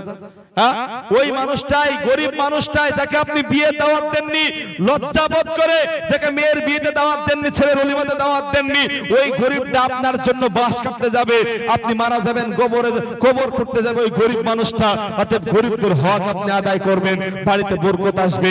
দান সাদকার কথা বলেছে, আর আপনি বলে করেছেন যে এই 300 খান টাকা যদি আমি দিয়ে দিই, 1 বস্তা সিমেন্ট যদি দান করি, তাহলে আমার টাকা কমে যাবে। নবীজি বলছেন বান্দারে, তোমার 5টা জিনিস আসার আগে 5 টাকা নিয়ামত পাবো। তার মধ্যে একটা হলো তোমার মাল নিয়ামত। ফকির হয়ে যাওয়ার আগে আজকে তোমার মাল আছে, কালকে থাকবে না। অতএব এই মালটা তোমার কাছে থাকতে থাকতেই তুমি এই মালটা আল্লাহর রাস্তায় দান এবং সাদকা করে যাও। এই যে আজকে এই মসজিদে কোনো ছাদ দিতে পারেনি, এই মসজিদে চাচার জমিতে করেছে। আল্লাহ তাআলা এই চাচাকে আল্লাহ রাব্বুল আলামিন ক্ষমা করে দেখ। সকলে বলেন আল্লাহুম্মা আমিন। আমি এই মসজিদের জন্য, আমার জন্য নাই, এই মসজিদের জন্য যারা আপনারা এখানে বসে আছেন, আপনারা যারা বসে আছেন ইনশাআল্লাহ আমি দেখতে চাই, বলুন তো 1টা বস্তা করে সিমেন্ট দিবেন কি? হাত তোলেন দেখি, হাত তোলেন। বেশি টাকা নাই, সিমেন্টের কথা বললাম, দেখি বলেন দেখি কে দিবেন? মা বোনেরা দেখি দেয় কিনা? মা বোনেরা বসে আছে নাকি ভাই? হ্যাঁ ভাই, মা বোনের অবশ্যই আছে নাকি? বলে দেখি 1 বস্তা সিমেন্ট এই মসজিদের জন্য কি আছেন নাকি বলেন? আপনি মাশাআল্লাহ এর নামটা লিখেন। আল্লাহ কবুল করুন, বলেন আল্লাহুম্মা আমিন। চাচা 1 বস্তা সিমেন্ট দিব বলেছে আল্লাহর ঘরের জন্য, আল্লাহ তাআলা দানকে কবুল করুন, বলেন আল্লাহুম্মা আমিন। মনে করেছেন যে মর্জিন সাহেব 1 বস্তা সিমেন্টের দাম দিল, মনে হয় ফকির হয়ে যাবে, তাই নাকি? আর আপনি 3 বস্তা, সুবহানাল্লাহ, একবার তাকবীর দেন, লিল্লাহি তাকবীর, লিল্লাহি তাকবীর। তো বিষয়টা আমার ভাই, নাম কি ভাই আপনার? শামিন খান ভাই আমার, 3 বস্তা সিমেন্ট। আল্লাহ ভাইয়ের দানকে কবুল করুক, আল্লাহুম্মা আমিন। এইবারে যারা বসে আছে তারা মনে মনে ভেবেছে শামিন ভাই 3 বস্তা দিয়েছে, আর আমি কি কিছু দিব না? অবশ্যই কিছু দিবে। শোনেন বাপ, আপনার যে পকেটের টাকাটা আছে এই টাকাটা থাকবে না, হয় ডাক্তারকে দিবে নয়তো আল্লাহকে দিবেন। এই টাকা কিন্তু আপনার থাকবে না। আপনার সঙ্গে সঙ্গে একটা পেটে ব্যথা শুরু হয়ে গেল, আপনি মনে করছেন কি হলো রে? ডাক্তারের কাছে যে ডাক্তার বললো, ছবি দিল, অমনি সঙ্গে সঙ্গে ধরা পড়েছে পেটে কিডনি পাথর, আছে না নাই? সঙ্গে সঙ্গে চলে গেল, আপনার লাখ লাখ টাকা পরে ফুরে যাবে। এদিকে ক্যান্সার, আলসার হতে পারে। অতএব জমি জায়গা বিক্রি করে দিও, আপনার টাকা শোধ হবে না। অতএব বরকত যদি আনতে চান বাড়িতে, অবশ্যই আপনি রিজিকের জন্য দান করবেন। আমি দেখতে চাই এ ভাইগুলা আব্বাজানগুলা সব আমার পরিচিত মানুষ, আপনি না পারেন কোন মা বোনেরা দেখতে চায় যে মা বোনেরা শেষ কথা দোয়া করে চলে যাবেন ইনশাআল্লাহ, যে আমার কোন মা বোনেরা দিবে হয়তো 2 বস্তা সিমেন্ট। আপনি এই ভাই রোশন ভাই, আমাদের ওই চাচা 2 বস্তা সিমেন্ট, আল্লাহ চাচার দানকে কবুল করুক, আল্লাহুম্মা আমিন। একটু আল্লাহুম্মা আমিন বলেন গো, আমিন বলেন। আরে শেষ দোয়া আল্লাহ কবুল করে, আল্লাহ শেষ কথা কবুল করে। আপনার ঘরের জন্য আমি চাইছি আপনার কাছে, আমি রাকিবুল আপনার জন্য নাই, এই এলাকার আমার যুবক ভাইদেরকে দেখতে যাই যারা পাবজি ফ্রি ফায়ার গেম খেলার জন্য সপ্তাহে মাসে মোবাইলে শত শত টাকা মারো, আমি দেখতে চাই আল্লাহর ঘরের জন্য 1000 করে কে টাকা দেয়, আমি দেখতে চাই কে সিমেন্ট দেয়, কে কত কিছু দেয়, আমি দেখতে চাই। শেষবারে আমি তোমাদের সামনে মুসাফির হালাতে আছি, হ্যাঁ একটু আমার সামনে এসে ভাই একটু দোয়া করে দিব আপনাদের জন্য ভাই যান। শেষ বেলায় কত টাকা কমনি চলে যায়, এটা যে দান এবং বরকতের জন্য। কই মা খালারা জাবের রাদিয়াল্লাহু তাআলা বাড়ির খবর আছে, ভাই নাম কি একটু ভাই? আমরুল মিয়া 1000 টাকা ভাই জান আমার। সুবহানাল্লাহ, আমার একজন মা এসেছে। আরে কি মা, যে মা একটা শব্দ দুনিয়াতে মায়ের মতন। হ্যাঁ জামরুল শেখ 2 বস্তা সিমেন্ট দিয়েছে, আল্লাহ ভাইয়ের দানকে কবুল করুক। মা বোনের আপনাদের কাছে বলছি, মা আমি আপনার সন্তানের মতন, কেউ আপনারা উঠবেন না, এখন হাদিস বাকি আছে। জাবের বাড়িতে আমার নবী দাওয়াত খেতে যাবে, এখানে আলীর 4টি প্রশ্ন আছে, আপনাদের কারোর মাথায় নাই মনে হয়।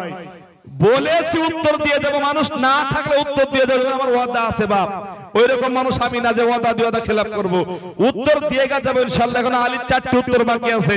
মা খালারা এইবারে জাবের রাদিয়াল্লাহু তাআলা বাড়িতে বরকতময় জীবন, আল্লাহ কোন আল্লাহর বান্দা আছে আমি দেখতে চাই এরকম করে আল্লাহর ঘরের জন্য কয়েক হাজার এই যুবক ভাইরা, তোমরা সব কাজের মানুষ, কাজ করো, বিদেশে যাও, কেরালা যাও, বোম্বাই যাও। এই ভাই ওই ভাইয়ের নাম কি? 5 বস্তা সিমেন্ট নাকি? 5 বস্তা, মাশাআল্লাহ। ফুরাত, আল্লাহু আকবার, একবার তাকবীর, লিল্লাহি তাকবীর, সুবহানাল্লাহ। আমার ফুরাত ভাই 5টা বস্তা সিমেন্ট দান করেছে, আল্লাহ তুমি তার দানে বরকত দিও, মানে বরকত দিও।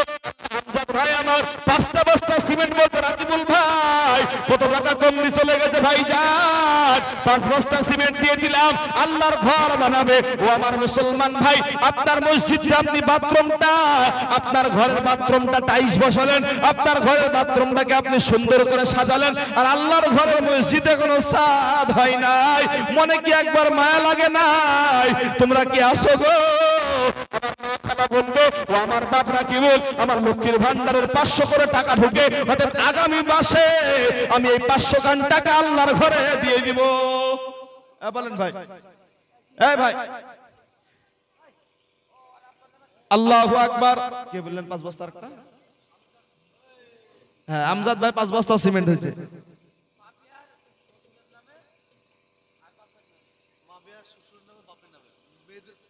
সুবহানাল্লাহ, সুবহানাল্লাহ। আমার মা বিয়া মা শ্বশুরের নামে দান করেছে। হাইরে যোগ্য বাপের একজন যোগ্য শ্বশুর ছিল, যে পুত্রবধূ সেই শ্বশুরের নামে দান করে, তাহলে বোঝা গেল কতই না সেই মহিলাটা শ্বশুরকে ভালোবেসেছিল। হায় আল্লাহ পাক, কোন কবরে চলে গেছে রে আল্লাহ, যে কবরে কোনো খবর মিলল না, আজ পর্যন্ত কোনো খবর মিলল না। কবর দেশে চলে গেছে। হযরতে আলী যখন, ফাতেমা যখন মারা যায়, হযরতে আলী কবরের পাশে যে কান্দে, ফাতেমা ফাতেমা এইরকম করে কান্না করে। হযরতে আলী বললেন, ফাতেমা রে, আমি দুনিয়াতে একবার ডাক দিলে ফাতেমা, তুমি আমার ডাকে সাড়া দিতে ফাতেমা, আজকে আমাকে থেকে 3.5